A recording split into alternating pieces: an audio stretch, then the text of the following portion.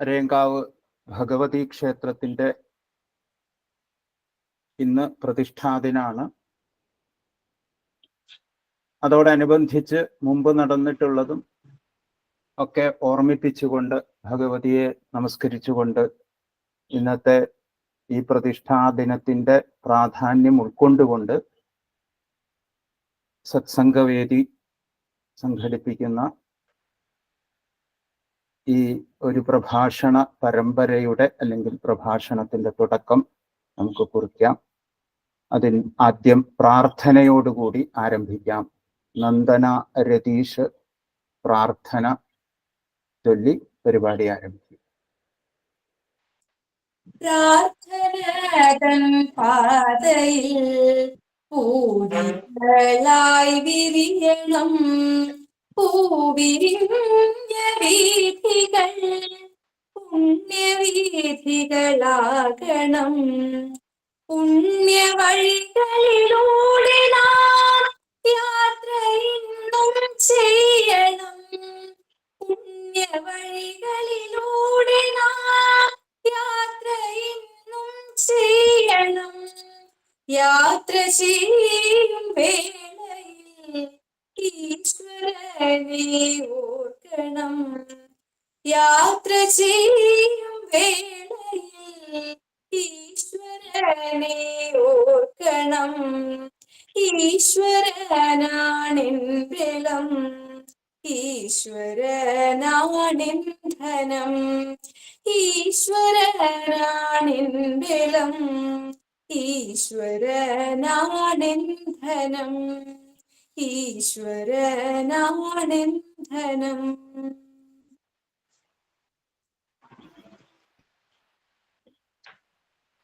എല്ലാവർക്കും നമസ്കാരം. സദാശിവസമാരംഭാം ശങ്കരാചാര്യമധ്യമാം അസ്മദാചാര്യപര്യന്താം വന്ദേ ഗുരുപരമ്പരാം. എല്ലാ വർഷവും നടത്തിവരാറുള്ള പ്രതിഷ്ഠാദിനം ഇന്ന് എല്ലാ ഭക്തജനങ്ങളുടെയും ഭക്തി നിർഭരമായ സാന്നിധ്യത്തിൽ സാധ്യമായ രീതിയിൽ നാം ആഘോഷിക്കുകയാണ്. കാലത്ത് തുടങ്ങി വിവിധ പരിപാടികൾ ക്ഷേത്രസന്നിധിയിൽ നടത്തുകയുണ്ടായി. മധ്യ കേരളത്തിലെ പ്രധാനപ്പെട്ട ഭദ്രകാളി ക്ഷേത്രമാണ് അരയങ്കാവ് ഭഗവതി ക്ഷേത്രം. പ്രകൃതി രമണീയമായ പച്ചപ്പിനും ചുറ്റുപാടുമുള്ള പ്രശാന്തതയ്ക്കും ആധുനിക നാഗരികതയ്ക്കും ഇടയിൽ ക്ഷേത്രം സ്ഥിതി ചെയ്യുന്നു എന്നതും ജാതിമത ഭേദമെന്നീ സർവരും ക്ഷേത്രാരാധന നടത്തുന്നു എന്നതും ഇവിടുത്തെ വളരെ സവിശേഷമായ ഒരു കാഴ്ചയാണ്. മീനമാസത്തിലെ പൂരം ഒറ്റത്തൂക്കങ്ങളുടെയും ഗരുഡൻ തൂക്കങ്ങളുടെയും സമർപ്പണം കൊണ്ട്, വഴിപാട് കൊണ്ട് സമാനതകളില്ലാത്ത ആവേശത്തോടെ ആഘോഷിക്കപ്പെടുന്നു എന്നതും എടുത്തു പറയേണ്ടതുണ്ട്. അത് രാജ്യത്തിനകത്തും പുറത്തും നിന്നുള്ള ഭക്തരെ ആകർഷിക്കുന്നു. ക്ഷേത്രം എന്നത് അന്വർത്ഥമാക്കുന്ന രീതിയിൽ ക്ഷേത്രാരാധനയോടൊപ്പം വിവിധ പരിപാടികളും ക്ഷേത്രത്തിനു ചുറ്റും ഉള്ള ഭക്തജനങ്ങൾക്കും എല്ലാവർക്കും അവരുടെ വേണ്ട രീതിയിലുള്ള സംരക്ഷണം ഉറപ്പാക്കുന്ന രീതിയിൽ ഒരു ക്ഷേത്രം എന്നുള്ളത് ഗ്രാമത്തിന്റെ വൈഭവത്തെ വളർത്തുന്നതാണ്. അന്നദാനത്തിന്റെയും വിദ്യാദാനത്തിന്റെയും സങ്കേതങ്ങളാണ്. അതങ്ങനെയായിരുന്നു, ഇപ്പോഴും അങ്ങനെയാണ്. അരയൻകാവിൽ അമ്മയുടെ അല്ലെങ്കിൽ ഏതൊരു ക്ഷേത്ര ചൈതന്യ പ്രഭാവത്തെയും അറിഞ്ഞ് ആരാധിക്കേണ്ടതുണ്ട്. അത് മനസ്സിലാക്കി അത് കാലത്തിനനുസരിച്ച് ശക്തിക്കനുസരിച്ച് ഓരോ ഭക്തന്മാരും മുന്നേറേണ്ടതുണ്ട്. അതിൻ്റെ ഭാഗമാണ് ഈ സത്സംഗമങ്ങളും പ്രഭാഷണങ്ങളും ഒക്കെ സംഘടിപ്പിക്കും. പ്രത്യക്ഷമായിട്ടും ഇത്തരം സത്സംഗങ്ങൾ നമ്മൾ സംഘടിപ്പിച്ചിട്ടുണ്ട്. ഇന്നിത് മറ്റൊരു പ്ലാറ്റ്ഫോമിലാണ്, ഓൺലൈനായിട്ടാണ്. അതിന് എത്തിച്ചേർന്ന എല്ലാവർക്കും ആദ്യമായിട്ട് സ്വാഗതം പറയുകയാണ്. ഇന്ന് പ്രഭാഷണത്തിനായിട്ട് എത്തിച്ചേർന്നിട്ടുള്ളത് ഡോക്ടർ EN ഈശ്വരനാണ്. ഈശ്വരൻ കണ്ണൂർ സ്വദേശിയാണ്. ഏതാണ്ട് 30 വർഷത്തിലധികമായിട്ട് ഈശ്വരനുമായിട്ട് വ്യക്തിപരമായ പരിചയമുണ്ട്. പഠനകാലത്തും പഠനത്തിന് ശേഷം UP സ്കൂൾ അധ്യാപകനായിട്ട് കേരള സർക്കാരിൻ്റെ സംസ്ഥാനതല കരിക്കുലം കമ്മിറ്റി യോഗങ്ങളിൽ വെച്ച്, പാഠപുസ്തക സമിതികളിൽ വെച്ച്, SSA എന്ന് പറയുന്ന സർവശിക്ഷ അഭിയാൻ അതിൻ്റെ ട്രെയിനറായിട്ട് പ്രവർത്തിക്കുന്ന കാലത്ത് അങ്ങനെ വളരെ ചെറിയ ക്ലാസ് തൊട്ട് പഠിപ്പിച്ചുള്ള അനുഭവ സമ്പത്തുള്ള അദ്ദേഹം ഇപ്പോൾ തൃപ്പൂണിത്തുറ ഗവൺമെന്റ് സംസ്കൃത കോളേജിലെ അസോസിയേറ്റ് പ്രൊഫസറാണ്. ജ്യോതിഷത്തിലും വ്യാകരണത്തിലും ബിരുദാനന്തര ബിരുദധാരിയാണ്. കണ്ണൂർ പിലാത്തറ രാഘവപുരം യജുർവേദ പാഠശാല ഉൾപ്പെടെ കേരളത്തിലെ വിവിധ വൈദിക ഗുരുകുലങ്ങളിലെ ആചാര്യനാണ്, ഉപദേശകനാണ്. വളരെ സന്തോഷത്തോടു കൂടി ഈശ്വരനെ പ്രാർത്ഥനയോടെ ഈ പരിപാടിയിലേക്ക് നമുക്ക് സ്വാഗതം ചെയ്യാം. സ്വാഗതം ചെയ്യുന്നു. ഇന്ന്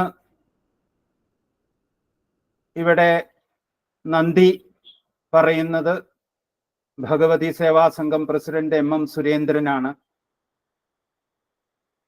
അദ്ദേഹത്തിനും നന്ദി, സ്വാഗതം ആശംസിക്കുന്നു, പരിപാടിയിലേക്ക് സ്വാഗതം പറയുന്നു. ഇന്നത്തെ പരിപാടിയിൽ മൂവാറ്റുപുഴ തിരുവമ്പ്ലാവ് ദേവസ്വം സനാതന school of life director Shri Narayana ശർമ്മയും ക്ഷണിക്കപ്പെട്ട വ്യക്തിയാണ്. പരിപാടിയുടെ സാങ്കേതിക സഹായിയായിട്ട് എത്തിച്ചേർന്ന അദ്ദേഹത്തിനും സ്വാഗതം ആശംസിക്കുന്നു. ഒപ്പം സേവാസംഘത്തിൻ്റെയും ദേവസ്വത്തിൻ്റെയും പുതുവാമന ട്രസ്റ്റിൻ്റെയും അംഗങ്ങൾക്കും മറ്റ് മുതിർന്നവരും ഇതിലെത്തിച്ചേർന്നിട്ടുള്ള എല്ലാ ഭക്തജനങ്ങൾക്കും വളരെ സന്തോഷത്തോടുകൂടി സ്വാഗതം പറഞ്ഞുകൊണ്ട് ഈശ്വരനെ പ്രഭാഷണത്തിനായിട്ട് ക്ഷണിക്കുകയാണ്. ഈ ഒരു പ്രഭാഷണം എന്നുള്ളത് വളരെ ഒരു പരമ്പരയായിട്ട്, അത് ഓൺലൈനിലാണ് നമ്മളിപ്പോ ഇരിക്കുന്നതെങ്കിലും ഈശ്വരൻ താല്പര്യപ്പെട്ടിരിക്കുന്നത് മറ്റ് അത് അവധി ദിനങ്ങളിലല്ല, വർക്കിംഗ് ഡേയ്സിൽ ഓഫ്ലൈനായിട്ടും ഇതിൻ്റെ ഒരു ഗുണഫലം അല്ലെങ്കിൽ അതിനുള്ള സന്നദ്ധത ഈശ്വരൻ പ്രകടിപ്പിച്ചിട്ടുണ്ട് എന്നുള്ളതും ഇവിടെ സന്തോഷപൂർവ്വം അറിയിക്കുകയാണ്. അതിനും തയ്യാറായിട്ട് അദ്ദേഹം ഉണ്ടായിരിക്കും. നമുക്ക് ഈശ്വരന്റെ പ്രഭാഷണം ശ്രവിക്കാം. എല്ലാവരെയും ഒരിക്കൽ കൂടി സ്വാഗതം ചെയ്യുന്നു. ഓം നമോ നമഃ ശ്രീ ഗുരുപാദുകാഭ്യാം.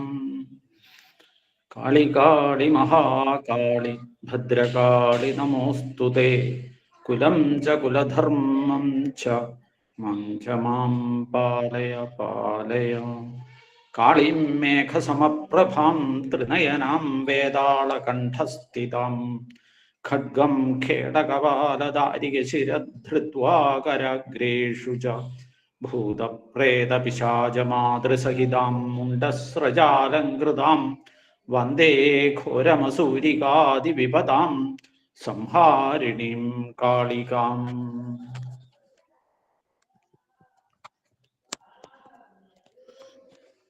സമാദരണീയരായ എല്ലാ സജ്ജനങ്ങൾക്കും, പ്രത്യേകിച്ച് ശങ്കരനാരായണേട്ടനും ഇത് ഇങ്ങനെയൊരു സത്കർമ്മം സംഘടിപ്പിച്ച ഇതിൻ്റെ എല്ലാ സംഘാടകർക്കും ആദ്യമേ തന്നെ കൃതജ്ഞതാപൂർവം നമസ്കാരം ചെയ്യുകയാണ്. ഇന്ന് അരയങ്കാവ് പ്രതിഷ്ഠാ ദിനം, ധ്വജപ്രതിഷ്ഠ ദിനം എന്ന നിലയിൽ ഒരു നിമിത്തത്തെ ആസ്പദമാക്കി ഒരു പ്രഭാഷണം വേണം, തുടർന്ന് അരയങ്കാവ് സാന്നിധ്യത്തിൽ നിരന്തരമായ ആധ്യാത്മിക ക്ലാസുകൾ വേണം എന്ന് ശങ്കരേട്ടൻ ആവശ്യപ്പെട്ടപ്പോൾ മറ്റൊന്നും ആലോചിക്കേണ്ടി വന്നില്ല. ഒറ്റ കാര്യമേ പറഞ്ഞുള്ളൂ, വർക്കിംഗ് ഡേയ്സിൽ ഈവനിങ്ങിൽ നമുക്ക് ക്ലാസ് നടത്താം എന്നാണ് പറയുകയുണ്ടായി. അപ്പം അതിൻ്റെ ഭാഗമായിട്ട് തന്നെ, അതിൻ്റെ ഒരു ആമുഖമായിട്ട് തന്നെ വേണം ഇന്നത്തെ പ്രഭാഷണം എന്നുള്ളതും നിർദ്ദേശിക്കപ്പെട്ടിരിക്കുക. അപ്പോൾ ഇന്ന് സമാജത്തിൽ ഏറ്റവും പ്രസക്തമായ വിഷയം എന്ന നിലയിൽ ഭഗവത്ഗീതയെക്കുറിച്ചാണ് നമുക്ക് ചിന്തിക്കേണ്ടത്. എങ്കിലും ഈ ധ്വജപ്രതിഷ്ഠയുമായി ബന്ധപ്പെട്ടിട്ടുള്ള ദിവസമായതുകൊണ്ട് ക്ഷേത്രത്തെക്കുറിച്ചൊരു വാക്ക് പറയാതെ മുന്നോട്ട് പോകുന്നത് ഉചിതമല്ല എന്നുള്ള ധാരണ കൊണ്ട് ആദ്യം ഏതാനും വാക്കുകളെ കൊണ്ട് ഞാനത് പ്രകടിപ്പിക്കാൻ ശ്രമിക്കാം.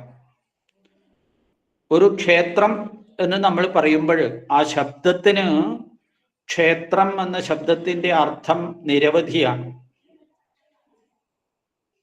നമ്മൾ ഫിസിക്സിലൊക്കെ ക്ഷേത്രം എന്ന് പറഞ്ഞാൽ അതൊരു ഫീൽഡാണ്. സംസ്കൃതത്തിൽ ക്ഷേത്രം എന്ന് പറഞ്ഞു കഴിഞ്ഞാൽ അതിന് കേദാരം, വയൽ എന്നൊരർത്ഥമുണ്ട്. നമ്മുടെ നാട്ടില് ദേവാലയം എന്നാണ് അർത്ഥം. അപ്പൊ ഇങ്ങനെ ഓരോ സന്ദർഭത്തിലും ആ ശബ്ദത്തിന് പല അർത്ഥങ്ങളുണ്ട്. ഭഗവത്ഗീതയിൽ നമ്മളോട് പറയുന്നത് ഇതം ശരീരം കൗന്ദേയ ക്ഷേത്രമിത്യഭിധീയതേ എന്നാണ്. നമ്മുടെ ഈ ശരീരത്തെയാണ് ക്ഷേത്രം എന്ന് പറയുന്നത് എന്നാണ് പറയുന്നത് ഭഗവത്ഗീതയിൽ. അപ്പൊ അതില് ആ ചിന്ത, അതാണ് വാസ്തവത്തില് ഒരു ക്ഷേത്രമായി രൂപകൽപ്പന ചെയ്തത് എന്ന് നമുക്ക് മനസ്സിലാവും. മനുഷ്യ ശരീരം എപ്രകാരമാണോ അപ്പോ അപ്രകാരം തന്നെ വേണം ക്ഷേത്രവും എന്ന് നമ്മളുടെ മനീഷികള് ചിന്തിച്ച് ഉറപ്പിച്ചതിൻ്റെ ഭാഗമായിട്ടാണ് ഈ കാണുന്ന പ്രാകാരങ്ങളും അവയവങ്ങളും ഒക്കെ ക്ഷേത്രത്തിന് കൽപ്പിച്ചിട്ടുള്ളത്. അതിന് തന്ത്രശാസ്ത്രത്തിലെ ആചാര്യന്മാര് നമ്മളോട് പറയുന്നത്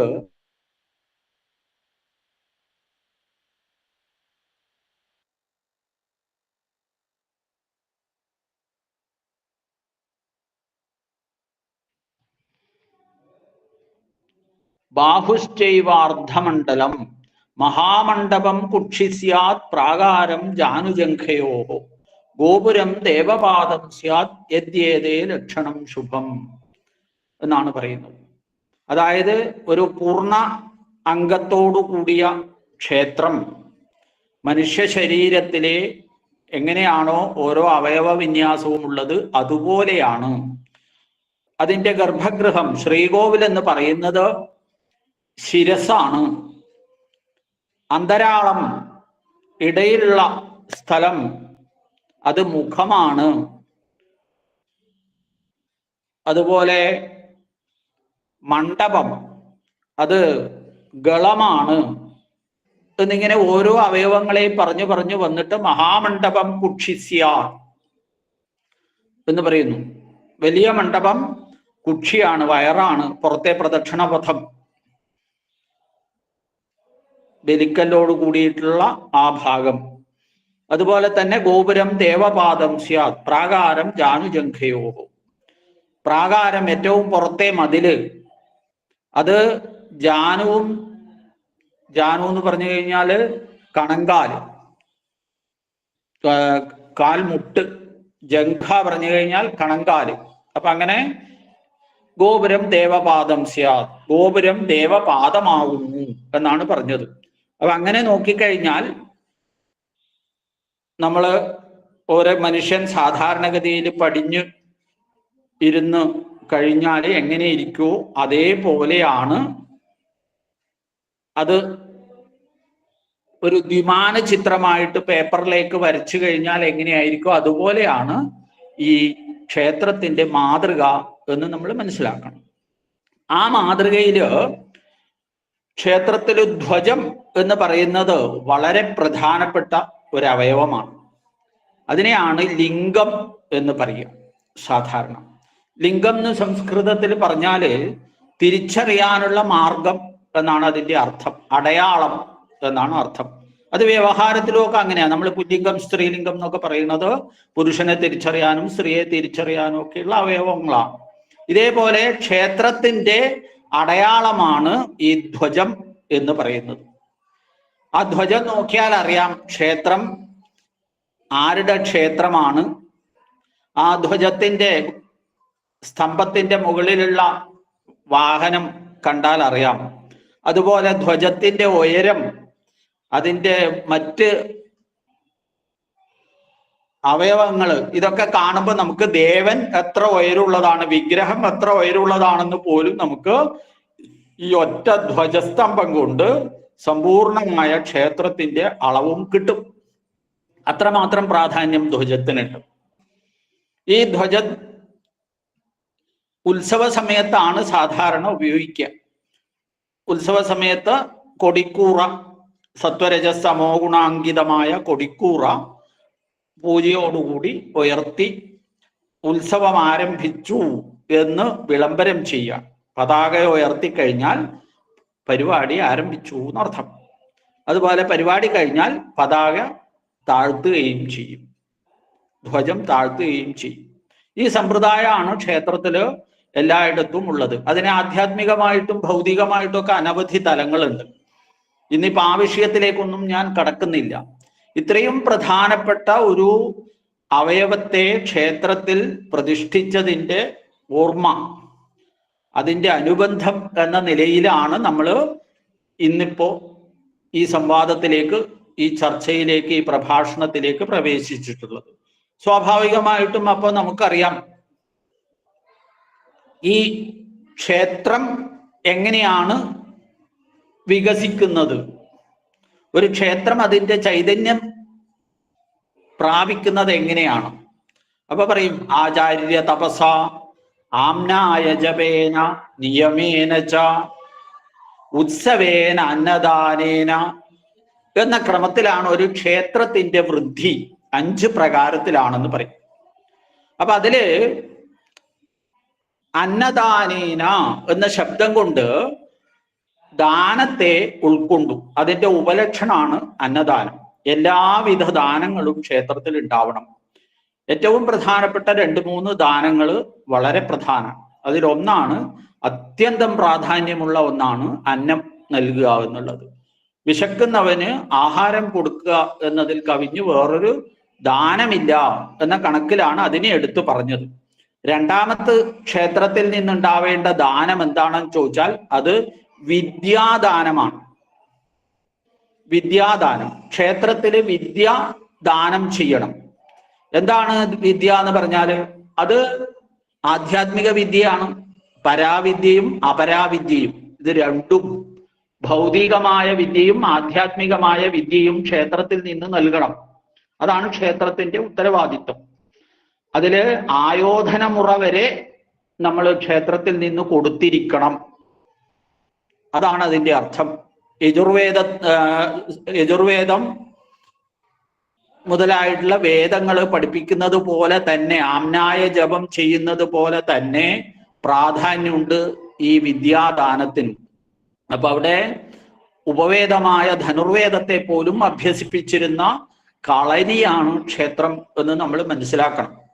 അപ്പൊ അന്നദാനം മാത്രമല്ല, വിദ്യാദാനവും ഒപ്പം തന്നെ കന്യാദാനവും ഒക്കെ നടന്നിരുന്ന സ്ഥലമാണ്. കന്യാദാനം എന്ന് പറഞ്ഞു കഴിഞ്ഞാൽ കല്യാണം നടത്തി കൊടുക്കലല്ല. ക്ഷേത്രത്തിൽ മണ്ഡപം കെട്ടി കല്യാണം നടത്താനുള്ള സൗകര്യം ഒരുക്കലും അതിന്റെ ഫീസ് വാങ്ങലും അല്ല.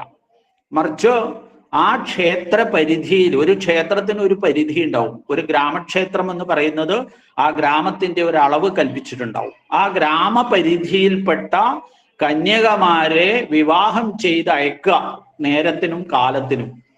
ആ ഉത്തരവാദിത്വം രക്ഷിതാക്കൾക്ക് എപ്രകാരമാണോ അതേപോലെ ഉത്തരവാദിത്വം ആർക്കുണ്ട്? ക്ഷേത്രത്തിനുണ്ട്, ഈശ്വരനുണ്ട്. പക്ഷെ ആ ഈശ്വരന്റെ കാര്യം, ക്ഷേത്രത്തിന്റെ കാര്യം നോക്കുന്നത് ആരായിരിക്കും?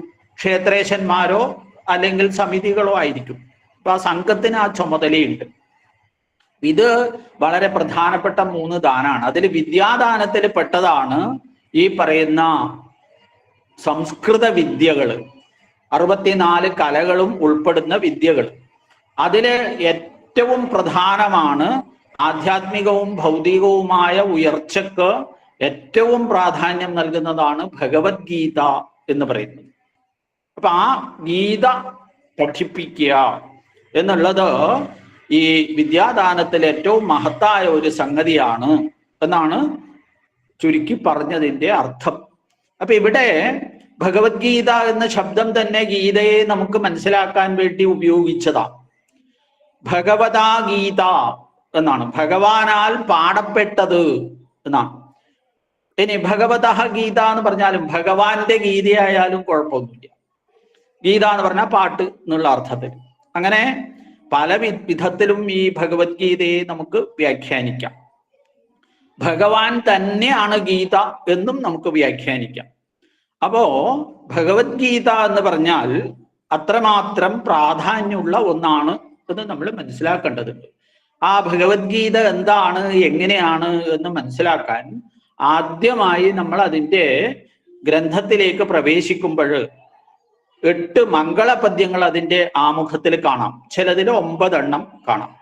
ഏതായാലും 8 മംഗളപദ്യം വളരെ ക്രമീകൃതമായ നിലയിൽ നമ്മളെ ബോധിപ്പിക്കുന്നത് എന്താണ് ഭഗവത്ഗീത, എന്തിനാണ് ഭഗവത്ഗീത, അത് എങ്ങനെയാണ് എന്നുള്ളതിനെ കുറിച്ചിട്ടാണ്.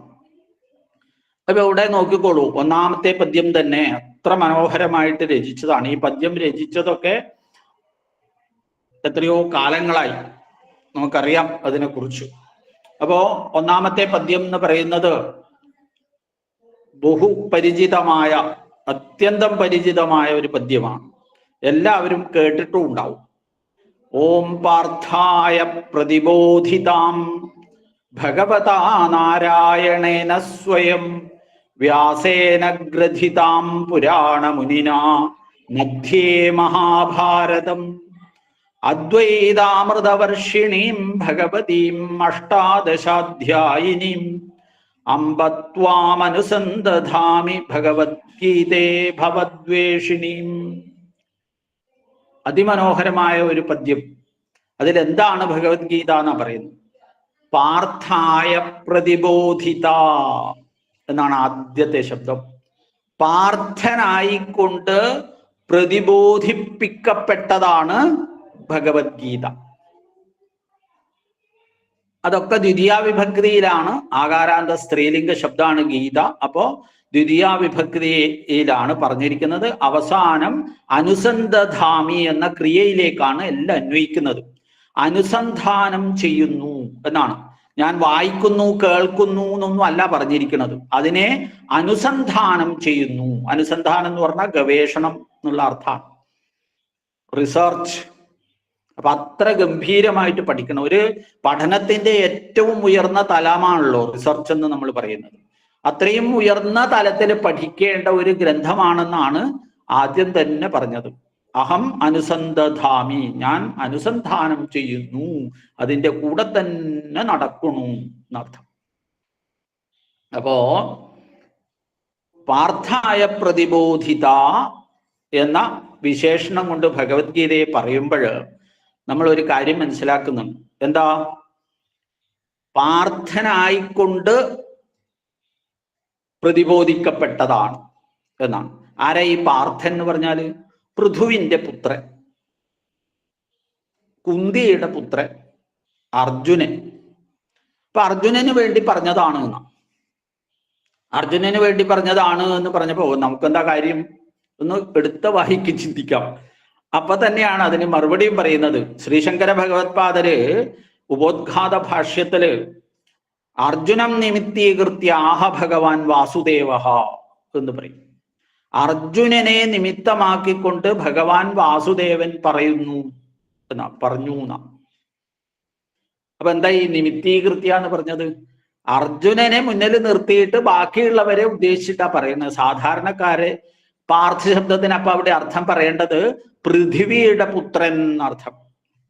പൃഥ്വി എന്ന് പറഞ്ഞാലോ ഭൂമി എന്നർത്ഥം.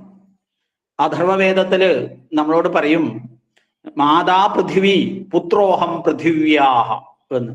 അമ്മയാണ് പൃഥ്വി, ഈ പൃഥ്വിയുടെ പുത്രനാണ് ഞാൻ എന്ന്. അപ്പോ ഈ ഓരോ ഞാനിനെ ഉദ്ദേശിച്ചുമാണ് ഭഗവത്ഗീത പ്രബോധനം ചെയ്യപ്പെട്ടിട്ടുള്ളത് എന്നാണ് പാർത്ഥാബോധിതാം എന്ന ഒരു ശബ്ദം കൊണ്ട് തന്നെ പറയുന്നത്. ഇനി നോക്ക്, ആരാലാണ് പ്രബോധനം ചെയ്യപ്പെട്ടത്? തൊട്ടടുത്ത് തന്നെ അതാ പറയുന്നത്, പാർത്ഥായ പ്രതിബോധിതാം. ആരായ? ഭഗവതാ നാരായണേന സ്വയം. നാരായണേന, നാരായണനാൽ. നാരായണൻ എന്ന് പറഞ്ഞ ആരാ? സാക്ഷാത് ഭഗവാൻ. അത് എങ്ങനെയുള്ള നാരായണൻ? ഭഗവതാ, ഭഗവാനായ നാരായണനാൽ. ഇവിടെ കൃഷ്ണ ശബ്ദം പ്രയോഗിച്ചിട്ടില്ല, നാരായണ ശബ്ദമാണ് പ്രയോഗിച്ചത്. അപ്പോ ഭഗവാനായ നാരായണനാൽ പ്രതിബോധിപ്പിക്കപ്പെട്ടതാണ് ഗീത. അത് എങ്ങനെയാണ്? ആരെങ്കിലും നിർബന്ധിച്ച് നീ പറയൂ പറയൂ എന്ന് പറഞ്ഞ് പറയിച്ചതാണോ എന്നാണെങ്കിൽ അല്ല, സ്വയം സ്വന്തം നിലയിൽ തോന്നിയിട്ട് പറഞ്ഞതാണ്. അങ്ങനെയുണ്ടല്ലോ, ഒരാൾ നിർബന്ധിച്ച് ചെയ്യിക്കുന്നതും സ്വയം തോന്നി ചെയ്യുന്നതുമായാൽ ഈ സ്വയം തോന്നി ചെയ്യുന്ന കാര്യങ്ങൾക്ക് അതിന്റെ പെർഫെക്ഷൻ ഉണ്ടാവും. അതാണ് ഇവിടെ കാണിച്ചത്. ഭഗവതാ നാരായണേന സ്വയം. ഈ നാരായണൻ ആരാണെന്ന് പിന്നെയും നമ്മുടെ സംശയം ബാക്കിയുണ്ടത്രേ. അപ്പോഴാണ് ഭഗവാൻ നമ്മളോട് അടുത്ത കാര്യം പറയുന്നത്. എന്താണ്? മൂകം കരോതി വാചാലം പങ്കും ലംഘയതേ ഗിരിം യത്കൃപാതമഹം വന്ദേ പരമാനന്ദമാധവം. ഇതാണ് നാരായണൻ എന്നാണ് പറയുന്നത്. യാതൊരുവനെ മൂകനെ മൂകം കരോതി വാചാലം, വാചാലനാക്കി ചെയ്യുന്നുവോ. പങ്കും ലംഘയതേ ഗിരിം, കാല് വയ്യാത്തവനെ, രണ്ട് കാലും കൊണ്ട് നടക്കാൻ വയ്യാത്തവനെ ഗിരിം ലംഘയതേ, പർവ്വതാരോഹണം ചെയ്യുന്നുവോ. അത് യാതൊരുവന്റെ കൃപയാണോ ആ ഭഗവാൻ. അതാണ് പങ്കും ലംഘയതേ ഗിരിം യത്കൃപ, യാതൊരുവന്റെ കൃപയാണോ തമഹം വന്ദേ, അങ്ങനെയുള്ളതായ അദ്ദേഹത്തെ പരമാനന്ദമാധവം, പരമാനന്ദമാധവനെ ഇതാ ഞാൻ വന്ദിക്കുന്നു എന്ന ഒരു മംഗളപദ്യം നമുക്ക് മധുസൂദന സരസ്വതി സ്വാമികള് ആണ് ഈ പദ്യങ്ങൾ എഴുതിയത് എന്ന് നമുക്കറിയാം. ആ മധുസൂദന സരസ്വതി സ്വാമികൾ ഇങ്ങനെ ഒരു പദ്യത്തെ കൂടി അതിൻ്റെ കൂടെ എടുത്തു ചേർത്തിട്ടുണ്ട്. അപ്പൊ ഇതാണ് നാരായണൻ. ഈ മൂകനെ വാചാലനാക്കാനും പങ്കുവിനെ ഗിരിലംഘനം ചെയ്യാൻ ശക്തിയുള്ളവനാക്കാനും കൃപാലേശം കൊണ്ട് തന്നെ സാധിക്കുന്ന അത്രയും മഹാനായ ഭഗവാനായ നാരായണൻ. തീർന്നിട്ടില്ല, എന്നിട്ടൊന്നും സമാധാനമായിട്ടില്ല അദ്ദേഹത്തെ കുറിച്ച് പറഞ്ഞിട്ട്. അദ്ദേഹം പിന്നെ എങ്ങനെയുള്ളതാണ്?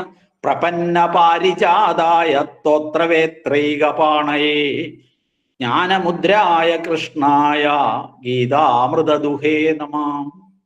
അദ്ദേഹത്തിന്റെ മറ്റൊരു പ്രത്യേകത പറയാണ് നാരായണന്റെ. പ്രപന്ന പാരിജാതായ. പ്രപന്നൻ എന്ന് പറഞ്ഞാൽ ആശ്രിതൻ എന്നർത്ഥം. ആശ്രയിച്ചവന് പാരിജാതത്തെ പോലെ എന്തെന്ത് ആവശ്യമുണ്ടോ അതൊക്കെ നൽകാൻ ശേഷിയുള്ളവൻ. അതാണ് പാരിജാത ശബ്ദം പ്രയോഗിച്ചത്. അതുകൊണ്ടാണ് അത് ദേവവാടികയിലെ ഉദ്യാനത്തിലെ ഒരു വൃക്ഷമാണ് പാരിജാത വൃക്ഷം. നമ്മൾ അതിന്റെ ചോട്ട് പോയി എന്ത് പ്രാർത്ഥിച്ചാലും അതൊക്കെ നമുക്ക് കിട്ടും എന്നാണ് സങ്കല്പം. അപ്പൊ അങ്ങനെ പ്രപന്ന പാരിജാതായ സ്തോത്രവേത്രൈകപാണയെ, സ്തോത്രവേത്രം കയ്യിൽ പിടിച്ചിട്ടുള്ള ആളാണ്. ചമ്മട്ടിക്കോല്, ഈ രഥത്തില് കുതിരയെ തെളിക്കാൻ വേണ്ടി ഉപയോഗിക്കുന്ന സാധനമാണ് ഈ ചമ്മട്ടി എന്ന് പറയുന്നത്. ചാട്ടവാറെന്നൊക്കെ നമ്മൾ പറയും. അതിൻ്റെ ഈ മുളവടി അല്ലെങ്കിൽ ചൂരൽ വടി കയ്യിൽ പിടിച്ചിട്ടുള്ള ആളാണ്. മറ്റൊരു കയ്യില് ജ്ഞാനമുദ്രയുണ്ട്. ഒരേ സമയത്ത് ഈ കുതിരയെ തെളിക്കാനുള്ള ചമ്മട്ടി ഒരു കയ്യിലും മറ്റേ കയ്യില് ജ്ഞാനമുദ്രയും. ജ്ഞാനമുദ്ര എന്താണ് എങ്ങനെയാണെന്നൊക്കെ എത്രയോ കാലം അന്വേഷിച്ച് നടന്ന ഒരാളാണ് വിവേകാനന്ദ സ്വാമികൾ. അദ്ദേഹത്തിന് അവസാനം കേരളത്തിൽ ചട്ടമ്പി സ്വാമികളുടെ അടുത്തുനിന്ന് വേണ്ടി വന്നു ആ ജ്ഞാനമുദ്രയെ കുറിച്ച് പൂർണ്ണമായും മനസ്സിലാക്കാൻ എന്ന് നമുക്കറിയാം. അപ്പൊ അങ്ങനെയുള്ളതായ ജ്ഞാനമുദ്ര ഒരു കയ്യിലും ഒരു കയ്യിൽ ചമ്മട്ടിക്കോലും പിടിച്ചു നിൽക്കുന്ന ഭഗവാൻ, അത് രണ്ടിന്റെയും പ്രതീകമാണ്, ബിംബാത്മകമായിട്ടുള്ള സൂചനയാണ്. അപ്പൊ ജ്ഞാനമുദ്രായ കൃഷ്ണായ, അദ്ദേഹത്തിന്റെ ഒരു നാമം തന്നെ എന്താ വെച്ചാൽ ഗീതാമൃത ധുക് എന്നാണ്. ഗീതാമൃതത്തെ ദോഹനം ചെയ്ത ആള്. ഗീതാമൃതത്തെ ദോഹനം ചെയ്യുക എന്ന് പറഞ്ഞാൽ ഗീതാമൃതത്തെ കറന്നെടുത്ത ആള്. ഈ കറവ അദ്ദേഹത്തിന് വളരെ ഇഷ്ടമുള്ള ഒരു പ്രക്രിയ. കാരണം എന്താ, അദ്ദേഹത്തിന്റെ പാരമ്പര്യം തന്നെ അങ്ങനെയാണ് അല്ലെ. എന്താ പാരമ്പര്യം ചോദിച്ചാൽ ഗീതാമൃത ദുഹേ നമ, അങ്ങനെയുള്ളത് അദ്ദേഹത്തിന് നമസ്കാരം. എന്താ അദ്ദേഹത്തിന്റെ പാരമ്പര്യം ചോദിച്ചാല് സർവോപനിഷദോ ഗാവോ ദോഗ്ധ ഗോപാലനന്ദന പാർത്ഥോ വത്സ സുധീർ ഭോക്ത ദുഗ്ധം ഗീതാമൃതം മഹത് എന്നാ. ഈ ദുഗ്ധമായ ഗീതാമൃതത്തെ കറന്നെടുത്തത് അതാരാ? ഗോപാലനന്ദന എന്നാണ്. ഗോപാലന്റെ നന്ദനനാ. അവിടെ കൃഷ്ണന് പ്രയോഗിച്ച ശബ്ദം നോക്കിക്കോളണേ. സർവോപനിഷദോ ഗാവോ, എല്ലാ ഉപനിഷത്തുക്കളുമാകുന്ന പശുക്കള് അർത്ഥം. ആ പശുക്കളെ ദോഗ്ധ ഗോപാലനന്ദന, കറവക്കാരനായിട്ട് പശുവിനെ കറക്കുന്നവനായിട്ട് ഗോപാലനന്ദനാണ്. ഗോവിനെ പാലിക്കുന്നവനാണ് ഗോപാലൻ, ഗോവിനെ സംരക്ഷിക്കുന്നവനാണ്. എങ്ങനെയാണോ അതിനെ പരിപാലിക്കേണ്ടത് അതേപടി പരിപാലിക്കുന്ന ഗോപാലന്റെ നന്ദനൻ, പുത്രൻ എന്നർത്ഥം. അപ്പൊ ഇദ്ദേഹത്തിന് അച്ഛനെയാണ് കാണിച്ചു കൊടുത്തിട്ട് പറയുന്നത് മകൻ ഇന്നാളാണ്. അപ്പൊ ആ പരമ്പര തന്നെ അങ്ങനെയാണെന്ന് മനസ്സിലാക്കിക്കൊള്ളണം. അപ്പോ ഭഗവാൻ കൃഷ്ണൻ എന്ന് പറഞ്ഞു കഴിഞ്ഞാല് വളരെ ചെറുപ്പം മുതലേ പശുവിനെ കറക്കുന്നത് കണ്ടു ശീലിച്ച ഒരാളാണ്. പൈതൃകം ഉള്ള ആളാണ്, പാരമ്പര്യമുള്ള ആളാണ്. അപ്പൊ അദ്ദേഹം എങ്ങനെയാണ് മഹാകവി പാടിയതുപോലെ നമ്മളോട് ഇല്ലേ, പാത്രമൊക്കെ എടുത്ത് അമ്മയുടെ പിറകിൽ ഇങ്ങനെ നിന്ന് കറക്കുന്ന സമയത്ത് തന്നെ ആ ചൂടോടുകൂടിയുള്ള പാല് കഴിക്കുന്ന ഒരു സ്വഭാവം ഭാഗവതത്തിലൊക്കെ നമ്മൾ ഉണ്ട് അല്ലെ.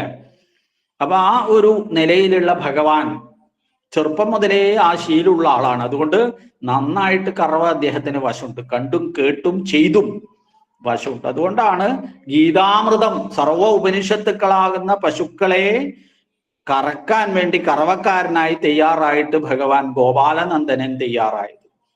പാർത്ഥോ വത്സ, കറക്കണമെങ്കില് ഒരു കുട്ടി വേണം, പശുക്കിടാവ് വേണം പശുവിനെ കറക്കാൻ, എന്നാലേ വൃത്തിയായിട്ട് കറന്നെടുക്കാൻ പറ്റും. അല്ലാണ്ടും കറക്കാൻ പറ്റുമോ എന്ന് ചോദിച്ചാൽ ഇന്നത്തെ കാലത്ത് പറ്റും. നാടൻ പശുവിനെ കറക്കാൻ വലിയ പ്രയാസമാണ് കുട്ടിയില്ലെങ്കിൽ. അപ്പോ പാർത്ഥനാണ് ഇവിടുത്തെ കുട്ടി അല്ലേ. പാർത്ഥൻ എന്ന് പറഞ്ഞാൽ അർജുനനെ വെച്ചുകൊണ്ടാണ് പശുവിനെ കറക്കുന്നത്. എന്താ പാലെന്താണ്? ദുഗ്ധം ഗീതാമൃതം, ഗീതമാകുന്ന അമൃതമാണ് പാല്. ഈ പാലിനെ കറന്നെടുക്കുന്നത് അർജുനനെ വെച്ചുകൊണ്ടാണ്. എന്നാ കുട്ടീനെ വെച്ചുകൊണ്ടാണ് എന്ന് പറയുമ്പോൾ തന്നെ നമുക്ക് ഈ ഗീതയുടെ സ്വഭാവം മനസ്സിലായി. എന്താ ചെയ്യുക? പശുവിനെ എങ്ങനെയാ കറക്കുക? പശുവിനെ നമ്മള് വൃത്തിയായി കുളിപ്പിച്ച് അല്ലെ, അതിന്റെ അകിടൊക്കെ കഴുകി വൃത്തിയാക്കി പശുവിന്റെ കുട്ടിയെ കൊണ്ട് ആദ്യം കുടിപ്പിക്കും. കുട്ടി മുഴുവൻ കുടിച്ച് അതിന്റെ വായിലൂടെ ഇങ്ങനെ പത വരണം. അതാണ് ശരിക്കുള്ള കറവ. അങ്ങനെ വായിലൂടെ പത വന്നാൽ അതിനെ കെട്ടും, കുറ്റിക്ക് കെട്ടിയിട്ട് എന്നിട്ട് വേണം വീണ്ടും കഴുകിയിട്ട് കറക്കാൻ. ആ ചെരുത്തിയതൊക്കെ ഇങ്ങ് കറന്നെടുത്ത് കഴിഞ്ഞാൽ വീണ്ടും ഈ കുട്ടിയെ അഴിച്ചുവിടും. വീണ്ടും ഇത് ഈ പശുവിന്റെ അകിടിൽ പോയി മുട്ടും അല്ലെ, വീണ്ടും കുടിക്കും, വീണ്ടും മുട്ടും, അങ്ങനെ വീണ്ടും ചേർത്തി കൊടുക്കും. ഈ ഒരു പ്രക്രിയയിലാണ് പശുവിനെ കറക്കുക. അപ്പൊ വീണ്ടും അതിനെ കെട്ടി വീണ്ടും കഴുകി വീണ്ടും കറക്കും. ഇങ്ങനെ 2 or 3 തവണയൊക്കെ കറക്കാറ് പതിവുണ്ട്. ഇങ്ങനെ ഒരു പ്രക്രിയയാണ് ഇവിടെ. എല്ലാ ഉപനിഷത്തുക്കളുമാകുന്ന പശുക്കളെ അർജുനനാകുന്ന കുട്ടിയെ കൊണ്ട് മുട്ടിച്ച്, അത്രേ പറഞ്ഞിട്ടുള്ളൂ അല്ലെ, കുടിപ്പിച്ച് ഗോപാലനന്ദനാകുന്ന ദോഗ്ധാവ് കറവക്കാരൻ ഗീതാമൃതമാകുന്ന ദുഗ്ധത്തെ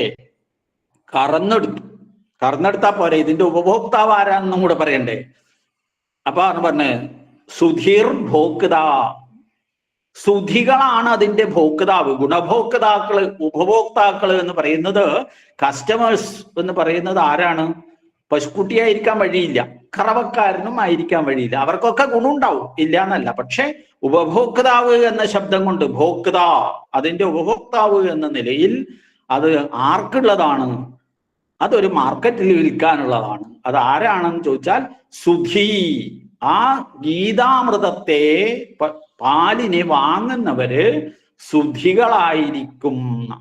സുധി എന്ന് പറഞ്ഞാൽ എന്താണ്? സുഷ്ടുധീയസ്യ സഹ സുധി.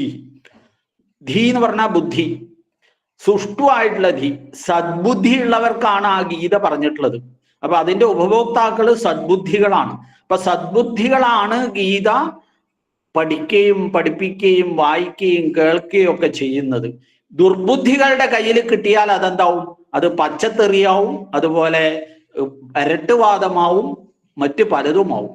അതുകൊണ്ട് ആദ്യമേ തന്നെ ഭഗവാനെ അറിയാം ഇങ്ങനെയാണ് ഭാവിയിൽ സംഭവിക്കാൻ പോകുന്നത്. കലികാലത്ത് അനവധി ലോഹധാരികളടക്കം ഉണ്ടാവും. ഇതിനെ വിമർശിക്കാനും പച്ചത്തെറിയാണെന്ന് പറയാൻ പോലും ആൾക്കാരുണ്ടാവും. ഗീത വായിച്ചു നോക്കിയിട്ട് കൂടി ഇല്ലാത്തവന്മാര് പോലും അഭിപ്രായം പറയും എന്നറിയുന്നത് കൊണ്ടാണ് സുധീ ഭോക്ത എന്ന് പറഞ്ഞത്. നിർമ്മലമായ ബുദ്ധിയുള്ളവരാണ് ഗീതയുടെ അധ്യേതാക്കള് എന്ന് മനസ്സിലാക്കണം. അപ്പൊ നമുക്ക് ഗീത പഠിക്കണമെങ്കിൽ എന്ത് വേണം? നമ്മളുടെ ബുദ്ധി നൈർമല്യത്തോടു കൂടിയതാക്കി തീർക്കണം. ബുദ്ധിക്ക് നിർമ്മലത വരുത്തണം. നേരെ വാ നേരെ പോന്ന് ചിന്തിക്കുന്ന ഒരു സ്ഥിതിവിശേഷം നമ്മളിൽ ഉണ്ടാവണം. ഇങ്ങനെ ഗംഭീരമായ ഗീതാമൃതത്തെ ഉപനിഷത്തുക്കളുടെ സാരസംഗ്രഹമായിട്ട് കറന്നെടുത്ത് കൊടുക്കുന്ന ആളാണ് ഈ ഭഗവാൻ നാരായണൻ. അങ്ങനെയുള്ള നാരായണനാണ് സ്വയം പ്രേരിതനായിട്ട് പാർത്ഥന് ഗീത ഉപദേശിച്ചു കൊടുത്തത് എന്നാണ് പറഞ്ഞത്. എന്നിട്ടും തൃപ്തി പോരാ ഭഗവാനെ കുറിച്ച് പറയാൻ. കാരണം ഭഗവാന്റെ നാമങ്ങൾ പറഞ്ഞാൽ തീരില്ലല്ലോ. വസുദേവസുതം ദേവം കംസചാണൂരമർദ്ദനം ദേവകീ പരമാനന്ദം കൃഷ്ണം വന്ദേ ജഗദ്ഗുരും. അടുത്ത മംഗളപദ്യം അങ്ങനെയാ സന്നിവേശിപ്പിച്ചത്. വസുദേവസുതം, വസുദേവന്റെ പുത്രനായിട്ട് ദേവനായിട്ടുള്ള, അതാണ്, വെറും ഒരു മനുഷ്യനല്ല എന്നാണ്, ദൈവികതയുള്ളതാണ്. വസുദേവസുതം ദേവം കംസചാണൂരമർദ്ദനം, കംസനെയും ചാണൂരനെയൊക്കെ മർദ്ദിച്ച ആളാണ്, വധിച്ച ആളാണ്. ദേവകീ പരമാനന്ദം, ഇങ്ങനെ ചിലർക്ക് ദുഃഖം കൊടുക്കുന്ന ആളാണ് എങ്കിൽ ദേവകീ പരമാനന്ദം, ദേവകിക്ക് പരമാനന്ദത്തെ കൊടുക്കുന്ന ആളാണ്. മനസ്സിലായില്ലേ? ദേവകി എന്ന് പറഞ്ഞാൽ സ്വന്തം അമ്മയാണ്. അപ്പൊ സ്വന്തം അമ്മയ്ക്ക് എപ്പോഴും ആനന്ദത്തെ നൽകുന്നവനാണ് ഭഗവാൻ കൃഷ്ണൻ എന്നർത്ഥം. കൃഷ്ണം വന്ദേ ജഗദ്ഗുരും, അങ്ങനെയുള്ള കൃഷ്ണനെ വന്ദിക്കുന്നു. എങ്ങനെ? ഏത് നിലയിൽ? ജഗദ്ഗുരും, ജഗദ്ഗുരു എന്ന നിലയിൽ വന്ദിക്കുന്നു എന്നതാണ്. ജഗദ്ഗുരുവായിട്ട് ആ ഭഗവാനെ വന്ദിക്കുന്നു. അദ്ദേഹത്തിന് ഗുരുത്വമുണ്ട്. ഗുരു എന്ന് പറഞ്ഞാൽ ശിഷ്യന്മാരെ ഉപദേശിക്കാൻ ശേഷിയുള്ള ആളാണ്. ഗുശബ്ദസ്ത്വ അന്ധകാരത്വാത് ഋഷബ്ദസ്തന്നുരുച്യതേ അന്ധകാര നിരോധത്വാത് ഗുരുരിത്തി അഭിധീയതേ. തന്റെ മുന്നിലിരിക്കുന്നവരുടെ അന്ധകാരത്തെ, അജ്ഞാനമാകുന്ന അന്ധകാരത്തെ നീക്കി ജ്ഞാനമാകുന്ന പ്രകാശം പ്രകാശിപ്പിക്കുന്ന ആളാണ്. അതിന് നിമിത്തമാണ് ആര്? ഗുരു. അങ്ങനെയുള്ള ജഗത്തിന്റെ, ഈ സമഗ്ര ബ്രഹ്മാണ്ടത്തിന്റെയും ജഗത്തിന്റെയും ഗുരുനാഥനായിട്ടുള്ള ആളാണ് ഈ ഭഗവാൻ. അതുകൊണ്ട് അദ്ദേഹത്തിന് തീർച്ചയായിട്ടും പാർത്ഥൻ എന്ന നിലയിൽ നമ്മളെ ഓരോരുത്തരെയും പ്രതിബോധനം ചെയ്യാനുള്ള ശേഷിയുണ്ട്. അദ്ദേഹം നല്ലൊരു അധ്യാപകനാണെന്നാണ് പറഞ്ഞതിന്റെ ചുരുക്കം. അപ്പൊ അതിനാണ് ആ വിശേഷണ പദവും കൂടി അവിടെ ഉപയോഗിച്ചത്. ഇങ്ങനെ നല്ലൊരു അധ്യാപകനായ ഭഗവാൻ കൃഷ്ണൻ, നാരായണൻ സ്വയം പ്രേരിതനായിട്ട് പാർത്ഥായ പ്രതിബോധിത, പാർത്ഥനായിക്കൊണ്ട് പ്രതിബോധനം ചെയ്യപ്പെട്ടതാണ് ഗീത എന്നാണ് പറഞ്ഞത്. പോരാ, അത് പ്രതിബോധനം ചെയ്താല് അത് രേഖപ്പെടുത്തി വെക്കണ്ടേ? വാച ആണ് പ്രതിബോധം ചെയ്തിട്ടുള്ളത്. ഒരു യുദ്ധക്കളത്തിന്റെ മധ്യത്തിൽ വെച്ചിട്ട് ബോധിപ്പിച്ചതാണ്. പക്ഷെ ഇത് ആര് എഴുതി വെച്ചു എന്നുള്ളത് നമുക്കറിയണം. അതാണ് തൊട്ടടുത്ത പ്രയോഗം. വ്യാസേന ഗ്രഥിതാം, വ്യാസനാൽ ഗ്രഥിതമായതാണിത്. വ്യാസൻ എന്ന് പറഞ്ഞാൽ ആരാ? വ്യാസ ശബ്ദത്തിന് എന്താ അർത്ഥം? വ്യാസഹ എന്ന് പറഞ്ഞാല് ഒരു വൃത്തത്തിന്റെ ഏറ്റവും വലിയ ആരത്തെയാണ് നമ്മൾ വ്യാസ എന്ന് പറയാം. കണക്കിൽ അങ്ങനെയാണ്. അപ്പൊ ആ വ്യാസ ശബ്ദം അതാണ്. അത്രയും വിന്യാസം ചെയ്തത്, വികസിച്ചത് എന്നുള്ള അർത്ഥം വ്യാസ ശബ്ദത്തിന്റെ അർത്ഥം. അപ്പം വ്യാസേന ഗ്രഥിതാം, ഗ്രഥിതാം ഗ്രന്ഥരൂപത്തിലാക്കിയത് എന്നർത്ഥം, കെട്ടിയത്. വ്യാസനാണ് ഇത് തുന്നിക്കെട്ടിയത് എന്നർത്ഥം, എഴുതി ചേർത്ത് കെട്ടിവെച്ചത്, ഗ്രന്ഥരൂപത്തിലാക്കിയത്. അദ്ദേഹം സാധാരണക്കാരനല്ല കേട്ടോ. ഇത് എഴുതാൻ വേണ്ടി ഭഗവാൻ നാരായണൻ പറഞ്ഞത് എഴുതാൻ വേണ്ടി അദ്ദേഹത്തിന്റെ ക്വാളിറ്റി എന്താണെന്നാ പറയുന്നത്. പുരാണമുനിന എന്നാണ്. അദ്ദേഹം പുരാണമുനിയാണ്.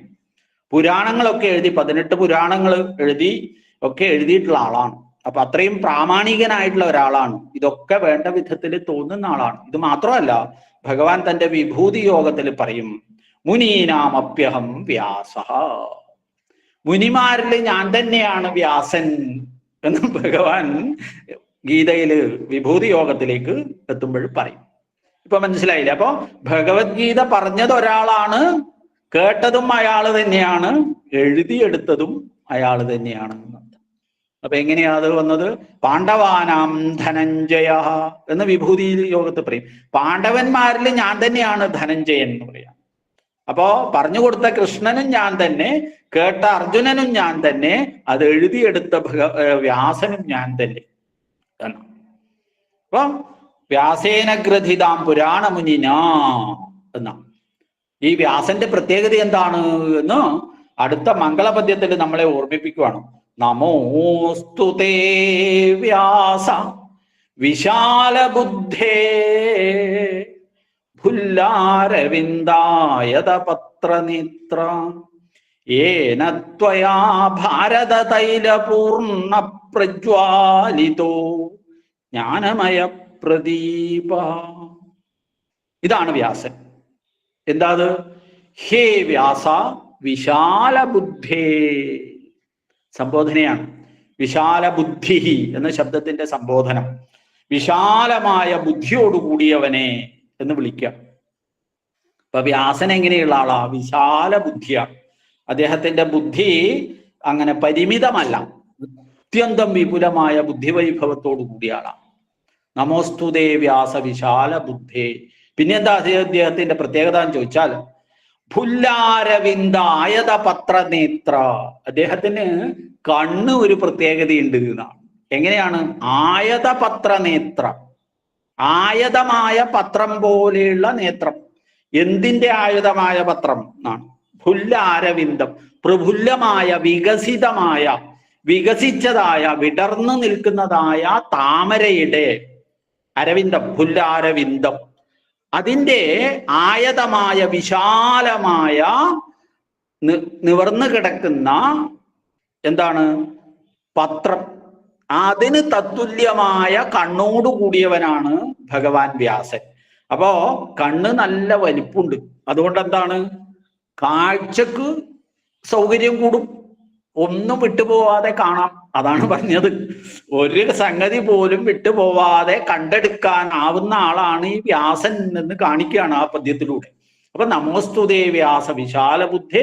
ഓരോ വിശേഷണവും ഭഗവത്ഗീത എഴുതാൻ അദ്ദേഹത്തിന് എന്താണ് യോഗ്യത എന്ന് കാണിക്കുവാണ്. പുല്ലാരവിന്ദ ആയതപത്ര നേത്ര. മാത്രമല്ല, ഏനത്വയാ ഭാരത തൈലപൂർണ്ണ പ്രജ്വാലിതോ ജ്ഞാനമയ പ്രദീപ. യാതൊരാളാലാണോ ജ്ഞാനമയമായ പ്രദീപം, പ്രകർഷേണയുള്ള ദീപം, നല്ല വിളക്ക് കത്തിച്ചു വെച്ചത്. ഏനത്വയ, യാതൊരു അങ്ങയാലാണോ എന്നർത്ഥം. അതിലുള്ള ഉപയോഗിച്ച് ഈ ഒരു വിളക്ക് കത്തിച്ചിട്ടുണ്ട് മുന്നിൽ, ഉഗ്രം വിളക്ക്, അതിഗംഭീരമായിട്ടുള്ള പ്രകാശം ചൊരിയുന്ന വിളക്ക്. അപ്പൊ ആ വിളക്കില് ഒഴിച്ചിരിക്കുന്ന എണ്ണ ഏതാണെന്ന് അറിയണ്ടേ? അതാണ് പറഞ്ഞത്. എന്താണ്?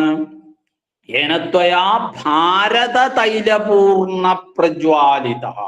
നിറയെ എണ്ണയുണ്ട്. ആ എണ്ണ ആവട്ടെ ഭാരതം എന്ന പേരായ തൈലം കൊണ്ട് പൂർണ്ണമായ പ്രദീപമാണ്. ആ പ്രദീപത്തെ കത്തിച്ചു വെച്ച ആളാണ് വ്യാസൻ. ഇനി പറയണ്ടല്ലോ. അപ്പൊ ഈ വ്യാസൻ മഹാഭാരതം എന്ന ദീപത്തെ പ്രകാശിപ്പിച്ച ആളാണെങ്കിൽ ഈ ഗീത എവിടെയാണ് ഗ്രഥിതമാക്കിയത്? അതിനുള്ള ഉത്തരാണ് തൊട്ടടുത്ത പദം നമ്മളോട് പറഞ്ഞത്. പാർത്ഥായ പ്രതിബോധിതാം ഭഗവതാ നാരായണേന സ്വയം വ്യാസേന ഗ്രഥിതാം പുരാണമുനിന. എവിടെ? മധ്യേ മഹാഭാരതം. മഹാഭാരതത്തിന്റെ മധ്യത്തിലാണ് ഇതിനെ ഗ്രഥിതമാക്കിയത്. മഹാഭാരതം എന്ന് പറഞ്ഞു കഴിഞ്ഞാലോ മഹത്തായ ഭാരവത്വം ഉള്ളത്, വലിയ കനമുള്ള സാധനം എന്നർത്ഥം അല്ലെ. അപ്പൊ വിളക്കില് ഭാരത തൈലപൂർണം ആണ് എന്ന് നമ്മളോട് പറഞ്ഞു. എന്നിട്ട് നമ്മളോട് പറയാണ് ആ ഭാരതം എന്താണെന്ന് പറയുകയാണ്. അപ്പൊ മഹാഭാരതം എന്ന ഗ്രന്ഥത്തിന്റെ മധ്യത്തില് അല്ലെ ഗ്രഥിതമാക്കിയതാണ്, ബന്ധിച്ചതാണ് ഭഗവത്ഗീത എന്ന് പറയും. മധ്യേ മഹാഭാരതം. ഈ മധ്യേ മഹാഭാരതം എന്ന് പറയുന്നതിന് മറ്റൊരു അർത്ഥവും കൂടി ആചാര്യൻ കൽപ്പിക്കുകയാണ്. മഹാഭാരതം എന്ന് പറയുന്നത് മഹാഭാരത യുദ്ധം. നാമൈക ദേശേ നാമഗ്രഹണം. പേര് കുറച്ച് പറഞ്ഞാൽ ആ പേര് മുഴുവൻ നമ്മൾ ഓർമ്മ വരുമല്ലോ. മഹാഭാരതം എന്ന് പറയുമ്പോൾ, ഭാരതം എന്ന് പറയുമ്പോൾ ഭാരത യുദ്ധത്തെയും ഓർമ്മ വരും, ഭാരത ഗ്രന്ഥത്തെയും ഓർമ്മ വരും. ഇപ്പം ഭീമസേനന ഭീമൻ എന്ന് പറഞ്ഞാൽ ഓർമ്മ വരില്ലേ, അതുപോലെ. അപ്പൊ ഇവിടെ മധ്യേ മഹാഭാരതം, മഹാഭാരത യുദ്ധത്തിന്റെ മധ്യത്തിലാണിത് എഴുതപ്പെട്ടത് എന്നർത്ഥം. പ്രതിബോധിപ്പിക്കപ്പെട്ടത്, അത് ഗ്രഥിതമാക്കിയത് എന്ന് പറയാം. അപ്പൊ മധ്യേ മഹാഭാരതം. ഇനി എന്താണ് ഈ മഹാഭാരതത്തിന്റെ പ്രത്യേകത എന്നല്ലേ? ആ ഗ്രന്ഥരൂപമായ മഹാഭാരതമുണ്ട്, യുദ്ധരൂപമായ മഹാഭാരതമുണ്ട്. രണ്ട് തരത്തിലുള്ള മഹാഭാരതത്തെ നമുക്ക് കാട്ടിത്തരികയാണ് രണ്ട് പദ്യങ്ങളെ കൊണ്ട്. ഒന്ന് പാരാശര്യവചസ്സരോചമമലം ഗീതാർത്ഥഗന്ധോത്കടം നാനാഖ്യാനക കേസരം ഹരികഥാ സംബോധനാബോധിതം ലോകേ സജ്ജന ഷഡ്പദൈരഹരഹ പേവീയമാനം മുദാ ഭൂയാത് ഭാരത പങ്കജം കലിമല പ്രധ്വംസിന ശ്രേയസേ. ഈ മഹാഭാരതം എങ്ങനെയുള്ള മഹാഭാരതമാണ്? ഗ്രന്ഥരൂപത്തിലുള്ളത് എന്നാ പറയാം. പാരാശര്യവചസ്സരോജമമലം. ഇതൊരു താമര പോലെയുള്ളതാണ്. എങ്ങനെയുള്ള താമര? പാരാശര്യവചസ്സരോജത്തില് ഉണ്ടായത്. അമലമായിട്ടുള്ള ഈ പരാശരന്റെ പുത്രനാണ് പാരാശര്യൻ, അതായത് വ്യാസൻ എന്നർത്ഥം. പരാശരമുനിനെ നമുക്കറിയാം, അദ്ദേഹത്തിന്റെ മകൻ. ഈ പാരാശര്യന്റെ വചസ്സാകുന്ന സരോജം, ആ സരസ് നിന്ന് ഉണ്ടായത് താമര, അത് എങ്ങനെയുള്ളതാണ്? അമലം, സരോജം അമലം.